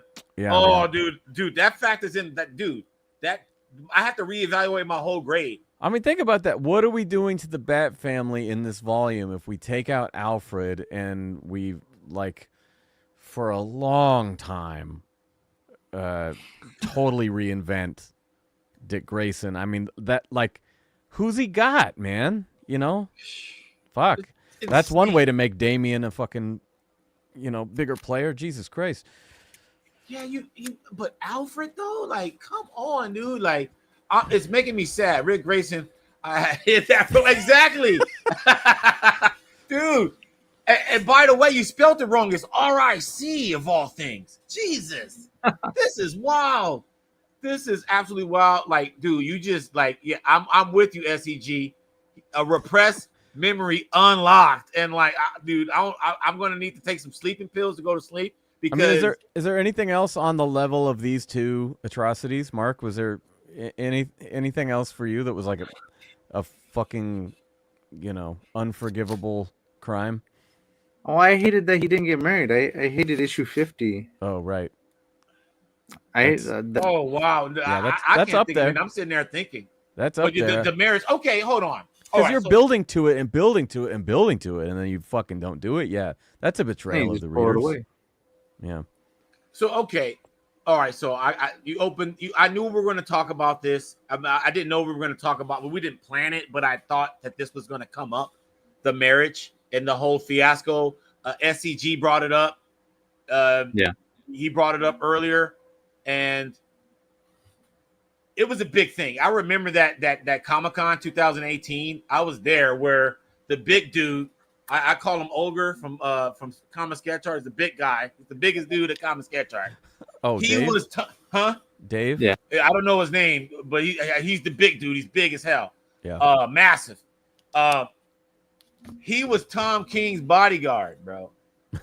And like this dude was escorting Tom King all around, and I'm just laughing my ass off. I'm like, dude, what low life? Not even low life, no life. What no life would want to threaten a comic book writer over the lack of the marriage status of Batman?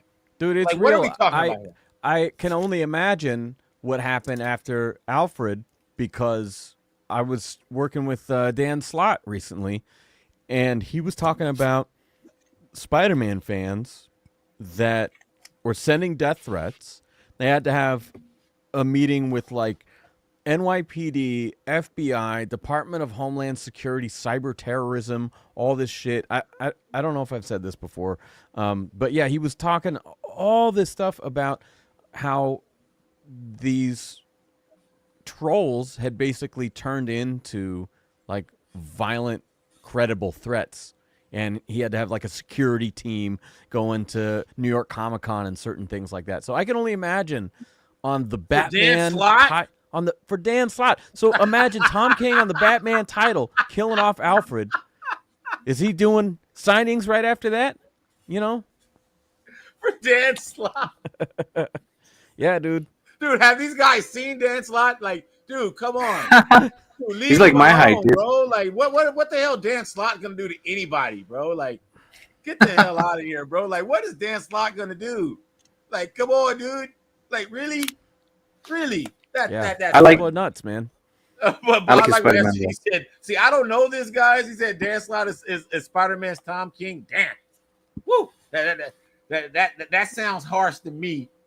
Like, well, I like his Spider-Man. I don't know. Is being compared to Tom King a compliment? No, it depends on the context. I think it depends on what you're saying. Dude, I'm just saying, like, are you talking about someone who's like insanely prolific? Sure, you could make that as a compliment, right? But some of the things we're talking about, I don't know. Like if someone was like, "Yeah, man," he's Tom Kingish, you'd be like, "What do you mean?" You're like, "Don't say that about me. Not my writing." You know what I mean? That's what I mean. This was like, I don't know, man. Like, all right, you kind of synthesized it in a nutshell, Sam, when you said, "Is there anything lower than the Rick Grayson and what was the other one? And Alfred. And Alfred dying, and then we were talking about the wedding. And the one thing I wanted to say about the wedding, I wasn't as triggered by that issue, by the way, because one, it was a cliffhanger, and I felt like the page that no one was talking, that they were so caught up on the wedding not happening versus the fact that Thomas Wayne was in Batman and like after the button, and that was just weird because he was like supposed to be dead, like he was done, like that whole Flashpoint universe was supposed to have been done with, right? Yeah. And so to see him on that page kicking it with Bane and everybody, that was kind of weird. And so like I went from like, okay, the wedding didn't happen, and like, wait a minute, Thomas Wayne is here? What the fuck is going on? Like, so for me, and that's the way it ended. So it went from like, I don't care about this, I kind of thought they weren't going to get married anyway, to like, Thomas Wayne is back. Why? And why is he with the villains? Yeah. And so I thought that issue was actually not bad because of that. And I thought that wasn't talked about enough. But then what do they do with Thomas Wayne? They didn't do nothing with him. That's what I was going to ask. Is it one of those reveals, though, that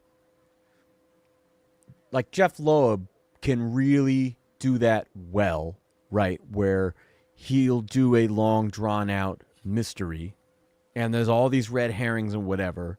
And then when you get to the Gilda Dent, you're like, holy fucking shit, right? And then there's other times when you read a less skilled writer doing a big twist reveal, and it's like, well, so what? Well, what does that have to do with anything else that's been going on, right? Like, what is the motivation there? What is the X, Y, and Z? You know, and then it just brings up all these questions, and a lot of times you're left feeling like unsatisfied by that. Like, was it one of those like random, just pull this out of my back pocket reveals that, you know, because again, I'm not reading that period. So like if you bring in a heavy hitter like that, you gotta sell it, right? Did he sell it? That's the question. No, he didn't sell it. Like eventually it did not pan out. But at that point, I'm just talking about that point because I was current. That issue, yeah. That issue, because and it was linear, because the last time we saw Thomas Wayne was in Batman 22. Yeah. So now we're all the way to Batman 50, and then now he's there. Okay, so we know that's going to be revealed somewhere down the line. Especially with Bane and all of that, that was kind of weird. So but also on a long run like that, we're talking 22 to issue 50. That's a year and a half. Like, who gives a shit at that point? If you're like, if you're reading it for that long and you're like, why are you calling back to that shit right now?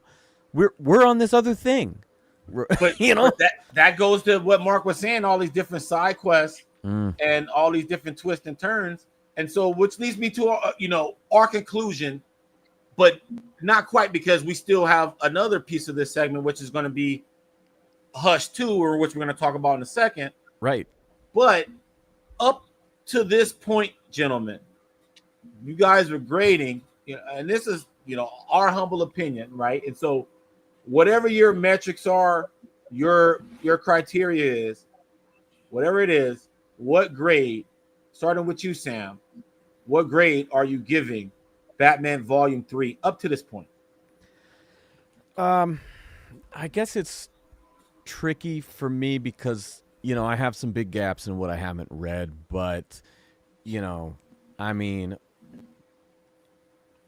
I would say, like, on my show, we typically do out of 5 stars, and these are 5-star artists through and through. A lot of the stories don't really hit for me, so, I mean, I'd probably go somewhere in the middle, give it like a 3 out of 5. I mean, it's fine. There's some stuff I really enjoy, but, I don't, there's no fucking way I'd go higher than that. Overall, I might. All right, so let's do it out of 5 stars then, Mark. So you said you got 3, Sam. I mean, it's hard to quantify all of that material, but I mean, I don't want to say 2.5, but yeah, I mean, Man, I guess I'm gonna be the Simon in this in this cast. I think I'm gonna give it a 2. It's kind of a stinker, man. Like I said last time, I'd probably give it like a D, and like I'm thinking it's like 30% good. And there in That's an academics, S. it's That's like, an S. yeah, that's an F. But Yeah. that's good in baseball, right? 30% hitting. So it depends on like how you scale it, man. Here's Like speaking of bad references out of nowhere. You just made me think of The Critic. John Lovett's Yeah. The Critic. It stinks. It stinks. Just all of his reviews were, it stinks. So Mike, that cues you up to rip at a new asshole. Yeah. You know what? If we're going out of 5, because that makes me have to really be succinct. It forces you 10. That's 10. You got 10. That you can wiggle room. Right. But 5, because there's a huge difference between 3 and 2, right? That's why I was 2 like maybe a 2.5 or something. I don't so I was know. like 2, oh man, I'll give it 2. 2. Yeah. Okay, all right. So here I am again, about to bring some light into the mix as a collector, because you talked about the artist, Sam. As a collector, Covers. some of the best covers. I got all of these. I was gonna say those Jimenez covers, man. Yeah, Holy I got shit. all of them. All of them, but these are like the creme de la creme too. There's not too many of these. It's probably like 1,000 of these, and then this is the OG one. But then also the City of Bane, Gabriel Delato. Oh my God, I love this. Like when I saw this in the comic book shop, I had to get it. And I said, one of these days, Alice, I was going to get dude. Gabriel Delato on this. City of Bane had some of my favorite covers, man. Oh my God. This one right here is just bonkers. Like I love this cover, dude. This cover is banana. It's crazy. And so with that, some of these, and then you throw in the Tim Sale. You throw in the Tim Sale covers.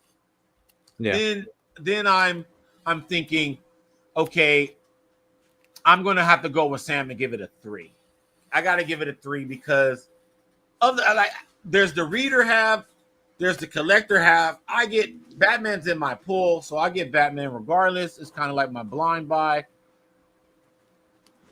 As a collector, there's things that I get because I like the covers, and those would be some of the hot ticket items that I want to get signed at shows. So that has to play a part into the run because it's what I bought. I bought it within the run, and it's a small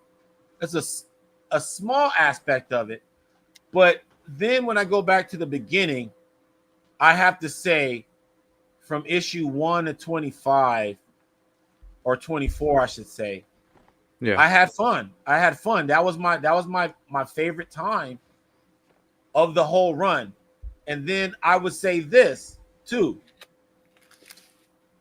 You mentioned it not tonight though, Mark, but I'm going to mention it. We felt like Tynan mailed it in a little bit because we didn't talk about that.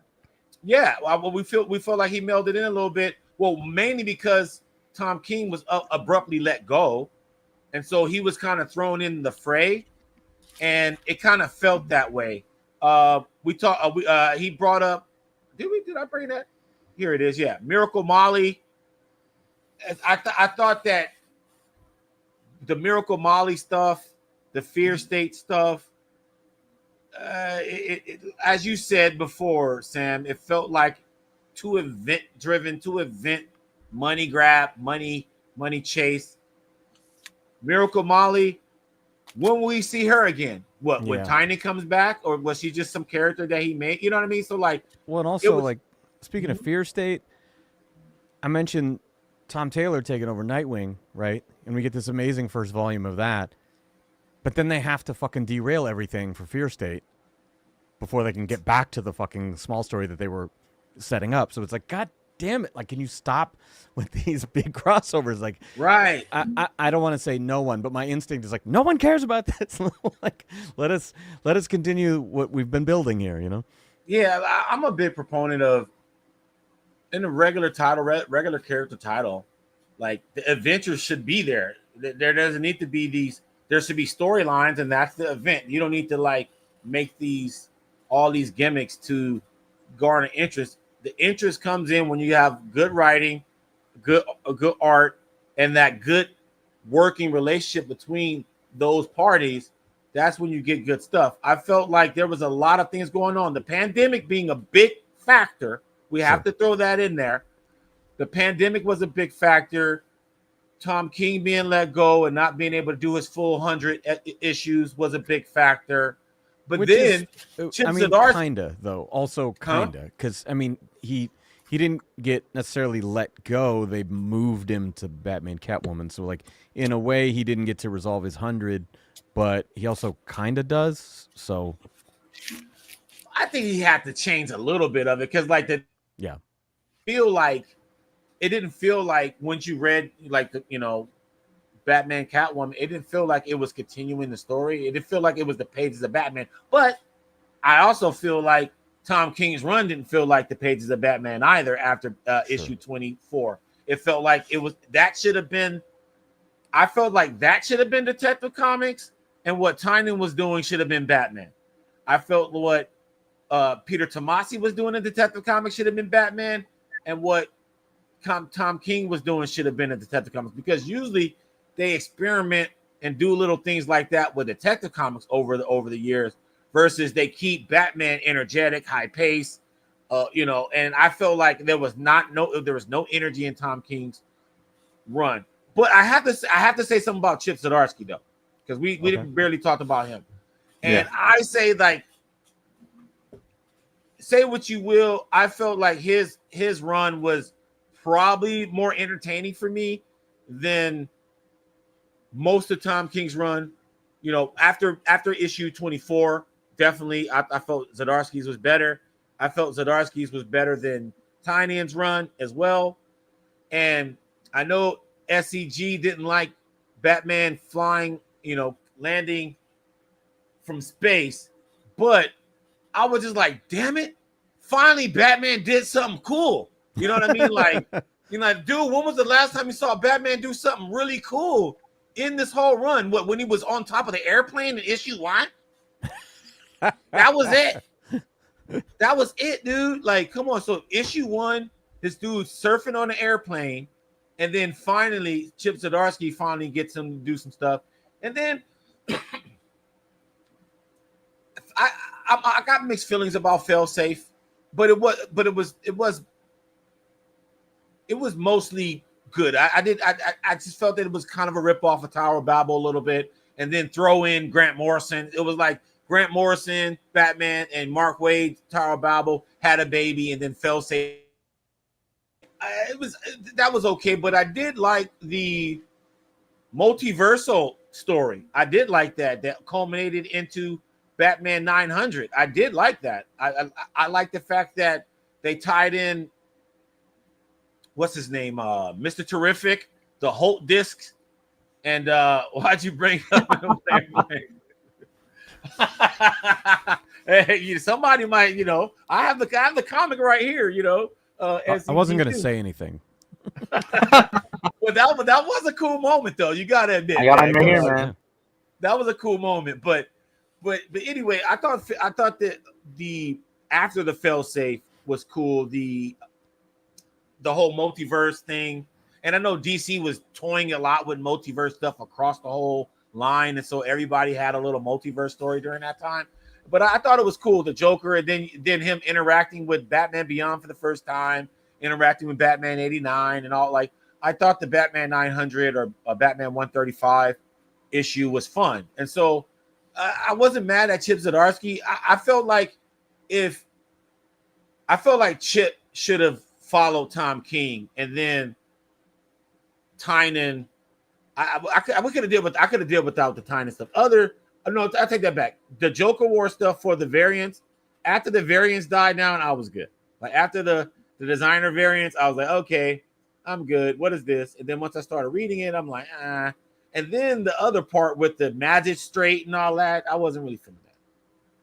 It was all right. But I'm giving it a 3. I'm not gonna give it a 2 Sam's giving it a 3.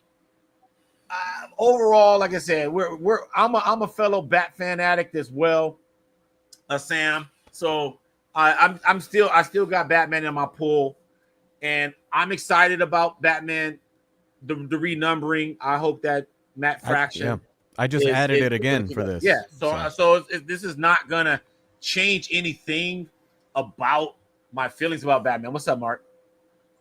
But did it need to get renumbered for that? Would you have added it back on No. your pull list? I mean, Exactly. I'm adding it for Hush this month. I'm not. Yeah, and so adding it great in segue. anticipation of that. So yeah, I don't love the new number ones all the time, but I get it. So here we go. We brought up Hush. Here we go. Hush, hush, hurry, hurry, get that Jim Lee. And here we go.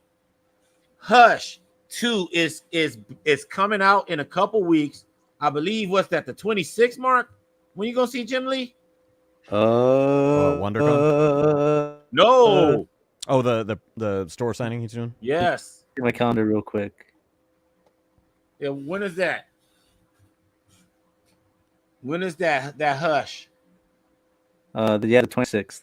The 26th, I kind of knew. So, okay, so tell me in the chat if you guys are excited about the reunion of Jeff Loeb, Jim Lee, Scott Williams, and the Gradient General, Alice Sinclair. Let us know in the chat if you guys are excited about the Hush sequel. Now, guys, are you guys excited about the Hush? Well, Sam, you already said you got it back in your pool. Why'd you get it?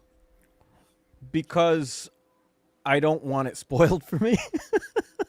I am mostly just excited to see this team back on interiors again, because revisiting Hush on the podcast a year or so ago, it's not as strong as when you first read it. At least it wasn't to us, story-wise.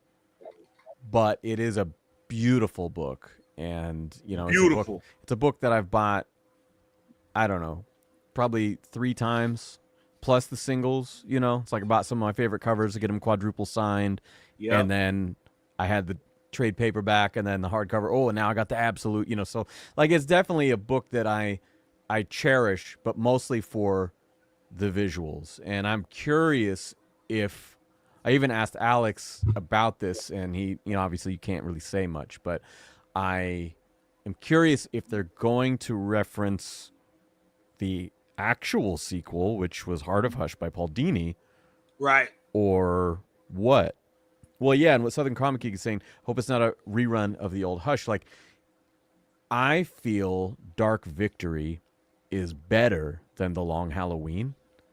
I agree. But we're in the minority with that. Right. But if you're reading them back to back, it's kind of the same thing twice.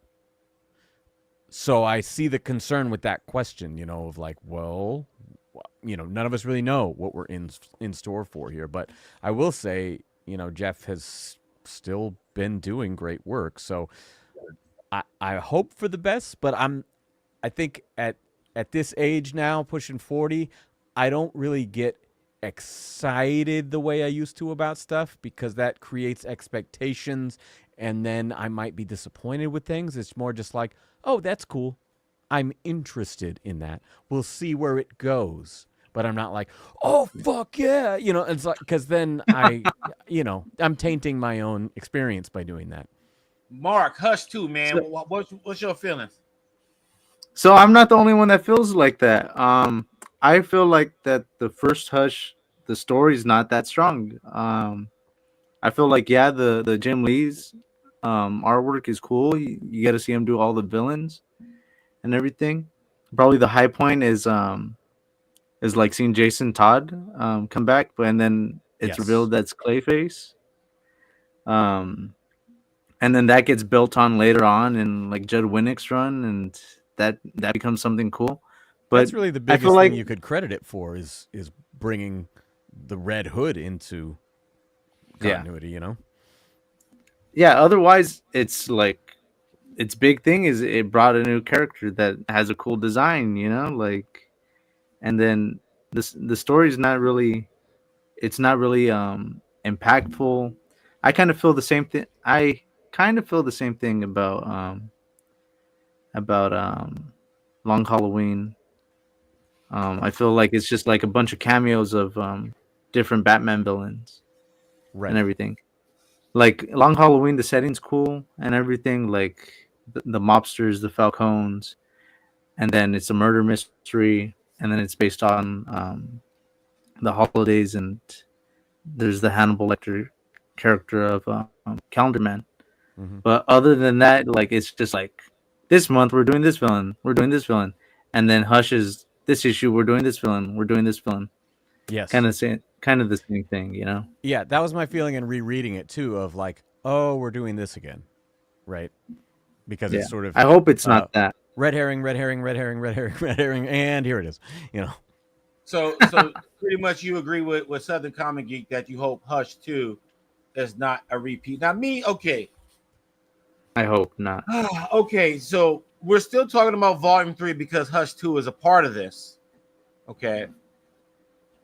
And I believe the Hush 2 is the next issue. So this is the next issue of Batman coming up. So that's why we're talking about this tonight. Now, another facet about this volume of Batman that I have to say it did to me, it lowered my expectations. So like now I don't really expect Batman to have good writing anymore like I used to. I just expected to have good art. And with Hush 2, now you guys, I'll say this. You guys, obviously we'll all agree that Hush, the original Hush story, it reads kind of a little bit dated. It's kind of dated a little bit. Like it's not all the way like 90s or 80s dated, but it's kind of dated with those storytelling mechanisms. It's a little bit more sophisticated today. But as we all agree, visually it's there, and I just think also, the last issue, like that scene with Batman and the Riddler with all those word balloons, I thought that was the worst part of the original Hush. Okay, so like that, you had all these time to do this, and he crammed like 4 pages on 2 pages. I thought that was crazy. But Hush 2, Sam, you mentioned it. What is, I'm curious to see this creative team and what they do with interiors. Okay. Yes. Now, Jim Lee, he doesn't do that much interiors anymore, right? He'll do like anthologies where it'll be a few pages or whatever, but we haven't like the Hush anniversary. I think they did like a new 2 to 4 page introduction. Right. On the 20th anniversary edition. So we've gotten a little bit more out of this, but not much. Yeah, not much. He did, Action Comics 1000, Detective Comics 1000, but like they're all short stories that's in an anthology book. We haven't seen Jim Lee do a cover-to-cover interiors in quite some time. I want to say it's Superman Unchained, I believe, or maybe which I love. Superman Unchained, and then I think he did Scooby-Doo Apocalypse for a minute. So yeah, he did some things that people don't know he did. He did Scooby-Doo Apocalypse, like 3 issues of that, and a couple off-the-wall things during the metal era. So he did some interiors. Say it again. You said Suicide Squad? Oh yeah, the Suicide Squad. So he's did some things since Superman Unchained, but not much. And what I'm curious about is what has changed. Did Jim Lee get better? Because that's why we want. Also, that's all I want to see. Because I see Alice and Claire, I see Scott Williams. They're doing all kind of stuff all the time. But Jim Lee, you see the covers, and Jim Lee has his own style, and for give or take, you know what to expect with Jim Lee covers. But interiors, that's a whole different ball game. You're doing scenes, you're doing storytelling. And I will say that watching Alex and Claire's evolution through the books they've done together, It's fantastic. Like when they got to All-Star Batman, say what you want about the writing, but the artwork, Yes, exactly. in just a couple years between Hush and All-Star Batman and Robin, the colors were fucking insane, right? And so coming 20 years off of that, and all the like you look at some of the covers they've done together, I'm so excited to see what, again, the three of them come up with for interiors. That's what I'm most interested in.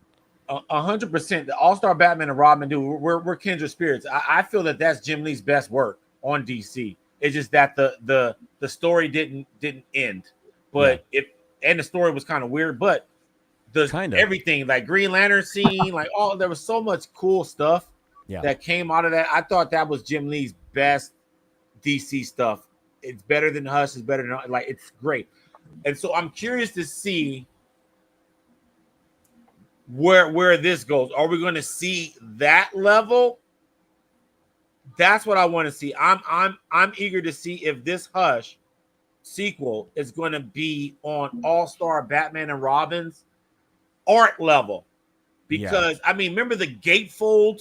Yeah, like the he did all kind of wild stuff. Yeah, man, it was wild. Like, so I guess what I'm wondering, because here we have this return, right? We have this big sequel, and this isn't a big crossover, but it is a big event that this is coming back for a sequel, right? Mm-hmm. And then immediately following it, we have the reboot to number one. Why is this coming now prior to the number one? Why isn't this the number one? And is that simply a business decision to get a big boost for Hush and then a big boost after it for number one? Yeah, okay. Why are they coming back to it now? Do they have a great idea that's exciting that they've been toying with for a while? Or is it, hey, we're thinking about doing a reboot. What if we have a big ending for Volume 3, and then we kick off and we double dip with a Volume 1 after that? Okay, what's the reasoning here? That's a great question. My theory, because we kind of hinted on that last week. My theory is this. Well, we found out during New York Comic Con last year that they were doing a sequel to Hush. So that was like October. Yeah. So we don't know. I think sometime between then and the end of the year, maybe, they decided to do a renumber.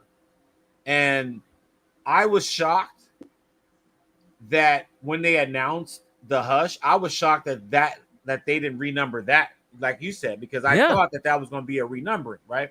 But then I felt good that they didn't renumber. So I'm like, oh, okay.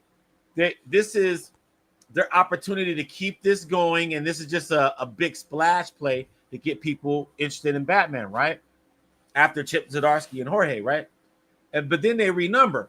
Now, my theory is... And then immediately return with Jimenez again. So it's right. Like, what? My theory is the success of Absolute Batman. Absolute Batman was the top-selling comic. Okay. It went on sale around the same time of year as this new Batman number one, which is September. And so it's a way to generate that. And think about this. Matt Fraction is a big name, but if they drop in September, that's all around Batman Day, and you can create a whole new hoopla around a new volume. Right. And we don't know, narrative-wise, if there's going to be an in-story baton tossing from Volume 3 to Volume 4. So we don't know, if they got something cooked up that's going to bridge that gap between the end of Hush and the beginning of Matt Fraction. I mean, that could be the reason for starting over with number one, is that they do have an idea that's of substance, right? Something that is, okay, well, what if we have this mic drop ending, right? Then where do we go from there? And they're like, well, fucking new number one. Maybe that's the idea. I don't know. But again, sometimes I look at these things and I'm like, well, is this a creative decision or a business decision? It's a 100% business decision because, as I also mentioned before, DC has done that. They bumped up Doomsday Clock like 4 months just so it could reflect the 2017 right numbers. And so which screwed up Doomsday Clock and the perception of Doomsday Clock, because it was always intended to come out in April. And so that was the big thing. So like people's perception of that it's been mired in the delays, but really it was a business decision to, escalate it up so that it could reflect the 2017 numbers. And so Absolute Batman, right? It did well. I think 5, 6, 7 printings, right? The top selling comic of 2024. And so business decision, boom, Batman is still selling.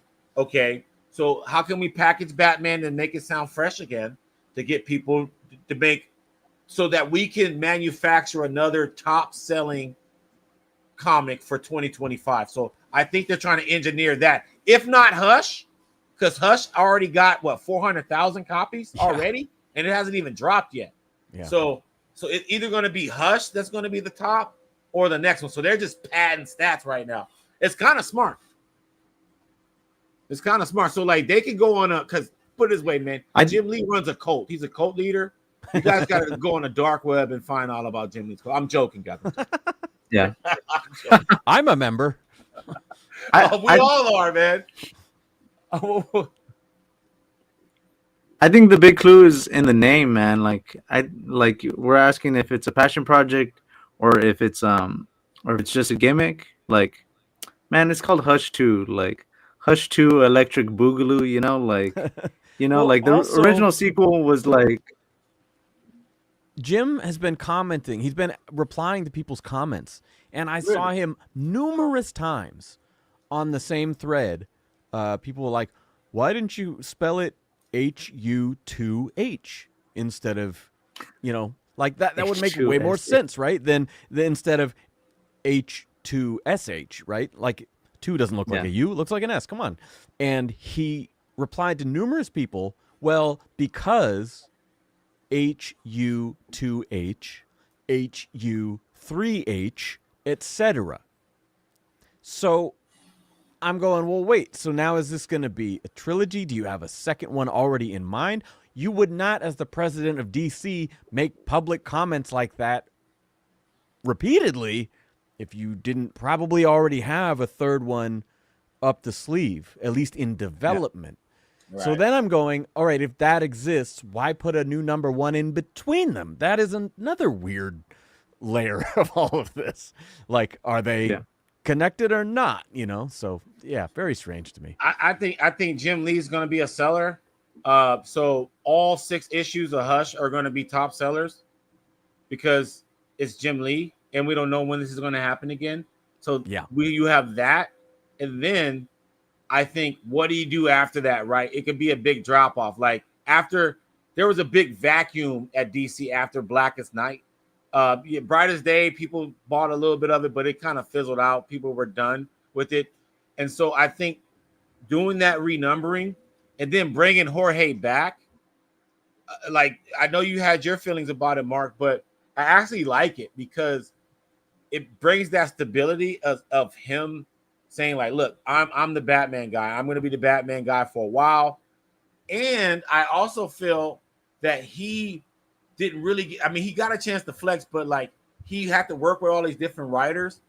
Whereas I believe this run, he's going to be able to have more input in what Batman looks like, the environment looks like. And so I think he's going to be more kind of guiding the ship a little bit more visually. And because we know Matt Fraction's not going to stick around forever. But who knows? What if Jorge sticks around after Matt Fraction? I'm getting that impression too. Yeah, the way he's talked about it seems like this is going to be a bit of a passion project for him. Like he's been on the title, and so for him to present it that way is like, oh, okay, this is going to be, like a Jeff Loeb, Tim Sale partnership where they're developing, this together. That's kind of the way I was reading it, which is exciting. Yeah, man. And so yeah, we're all excited about Hush. Let us know how you guys feel about the sequel of Hush that's coming out. That's the next issue of Batman that's going to be on the shelves. I just want to show everybody once again, it's Hush 2. And then we were also talking about Batman renumbering. And so this is what the designs are going to look like. Jorge showed these. He was excited. He wanted to tell me something in MegaCon. He was like, look, look, Batman for now. He was like, notice I said Chip Zdarsky's last Batman.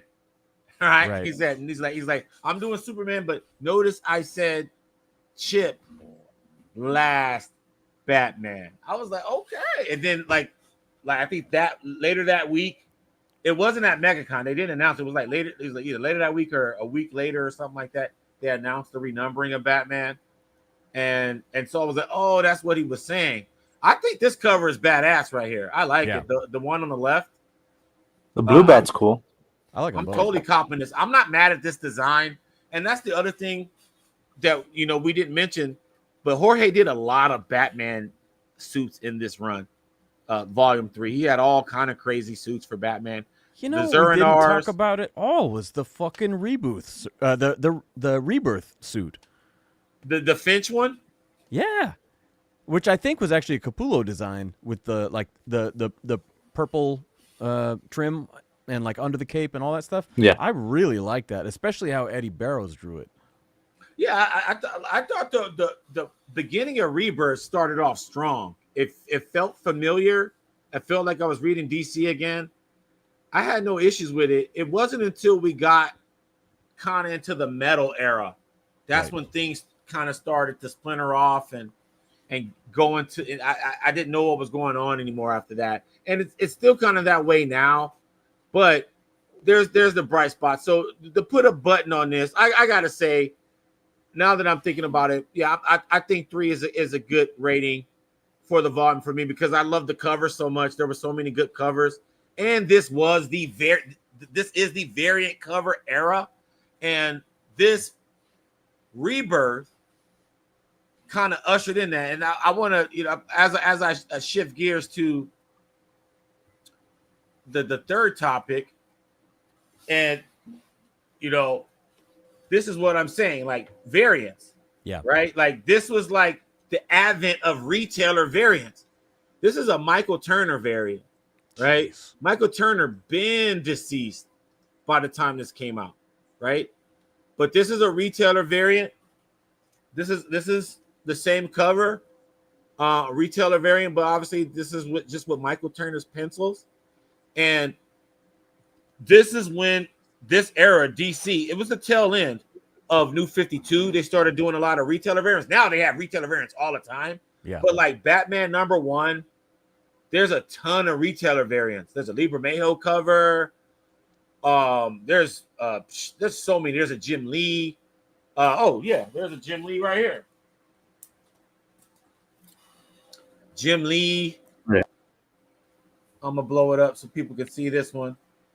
Yeah, this is a convention variant. There's so many, and this is Jim Lee, Tom King, David Finch, Sinclair, Scott Williams. There's so many covers for #1. These covers here, guys, can be yours. These are for sale on the eBay channel, right there in the description, baby. And it's signed Tom King, Finch, and Matt Banning. And this is signed by Matt Banning and Finch. But I mainly brought these out because this was like everybody was thirsting for these variants at this time because it was like this new phenomenon. Like there were Matina was getting large at that time. Art Germ, like that was like when they were like really, really, large. Gabrielle Delato with Bulletproof Comics. Like this was that era. Now it's like it's just a part of our everyday life now. You know what I mean? But the Rebirth era, volume 3 of Batman, that time of Rebirth, that's when like you started seeing like carte blanche. Now, I think for like what, $3,000 or whatever, $3,000 to $4,000, you can reprint any DC issue you want and put a new cover on it. Like you can do any cover you want, like right now. So, but it started with this though. These retailer variants gave birth to anybody could come out with their own variant now if you can for the right price. any issue. It can be the wackest issue ever, and you can reprint it and with your own cover right now. And they tell you the DC Connect magazines on the back of it. They say, hey, you want to make your variant of any issue in DC history, you can do it. And That's so, crazy. but it started with this. Okay, so now we're at the conclusion of our show. We are talking about the Sig Slayers updates, and one big update is our upcoming interview on Sig Slayers with Alvaro Martinez Bueno, and you mentioned him earlier today, Sam. Yes. Detective Comics. I mean, he's like him and Tynion are like Batman and Robin, and we talk about that because they pretty much been on like 4 or 5 separate titles throughout the years. I think it's been a 10-year collaborative relationship, and we talk about that. And he's Nice House by the Sea now, and then it was Nice House on the lake or whatever. And but obviously the On the lake, yeah, on the lake, Detective Comics, Justice League Dark, etc., etc., etc. But he's a DC contracted artist, and we talk about that. So this is going to be a great interview, guys. This will be this Thursday on the Sig Slayers station from Spain. So this was our second interview from Spain. But here's our first Spaniard. The other guy was a dude from Cali living in Spain, but that's a different story. American. So that's coming up. And then what else do I have here? I just want to make sure. Oh, check out Big Phil, man. This week's episode of Sig Slayers, Big Phil and the Collections in Black exhibit. This dude was collecting OA for 2 years and then messed around and created an exhibit. And so this dude has some of the hottest artwork from, hold on, I got to see the Nice House by the Gulf of America. There it is. Nice House by the Sea. My man SCG, it's SCG coming with the comments, man. I love it, man. But Big Phil, this dude messed around and got a whole not a museum, but an exhibit with nothing but art that's made by African American artists, African American writers, and I'm talking about all the way from the Golden Age to Brian Stelfree stuff, all kind of stuff. But this dude managed to rally the whole city of Pittsburgh around this, and it's a really cool interview because I mean it was at a museum, and then he took it on the road to the original art expo OAX, and then collectors in the community were able to contribute to the exhibit. So people that had, like Black Panther from the 70s and stuff like that, they were able to collab on this exhibit, and it's so dope. This is dope. Seeing like artists all over the world admire things that they grew up appreciating. So that's this week. And then, as always, I got to get to my banners. As always, we have the process every Wednesday on the. Actually, no, that's the new update I have to mention. We're going to be doing the process once a month starting this Wednesday. So we're going to do a show this Wednesday, and then we're going to be doing them once a month because we got some dope plans, and a lot of the stuff that we're doing we can't release. So we have to wait till we're able to drop these joints. So you guys know what that means. So like once we're able to drop these, then we're able to release. So like because we're getting into some stuff that no one's seen yet, or they're about to see, and then we're able to drop. So it's getting real dope. And then I just saw it, guys. I actually have it. A Doug Mankey sketch that he did for the process of a character that he's never drawn before. Nice. And I got to say, it is amazing. It is amazing. I just got it a couple days ago. And so David's going to color it. And then so you're going to see that really, really soon. Really, really soon. And my man, SEG, he was there. He was at OAX. He said it was an awesome exhibit. Man, like, it was great. Like what I loved about this particular show, guys, Big Phil was very generous and he gave us footage, like actual native footage.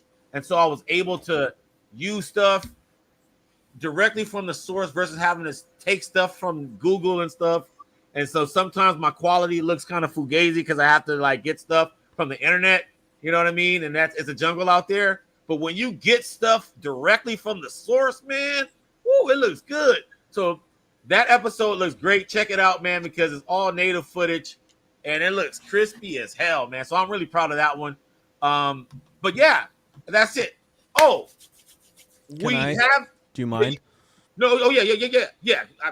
Right next and then you, Mark. I want to drop an update of my own. Bat Fanatic Podcast is back today. We just dropped a review of Superman 2, the Donner Cut.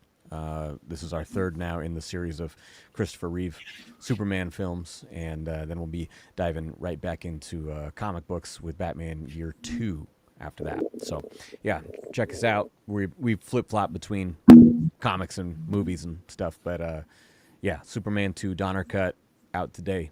Check it out. And I will, after this live, have the Batfan Addicts podcast link in the description right after this. So you'll be able to click on that and check on everything that Sam is talking about. Mark, before we go, this dude has an action-packed march. Dude, your march is about to be lit. Sig Slayers is about to be lit in March, guys. So like y'all talking about Jim Lee's, we about to be all like it's about to be cracking. So but first, where are you gonna be at? You're gonna be somewhere this weekend, right? This weekend, tomorrow, I will go see Nicole Maines at Golden Apple. The week after that, Nathan Hamill will be at Golden Apple. That's Mark Hamill's son. What's his name? Something Dotterman is going to be at Collector's Paradise. He's the designer for the Jane Foster Thor.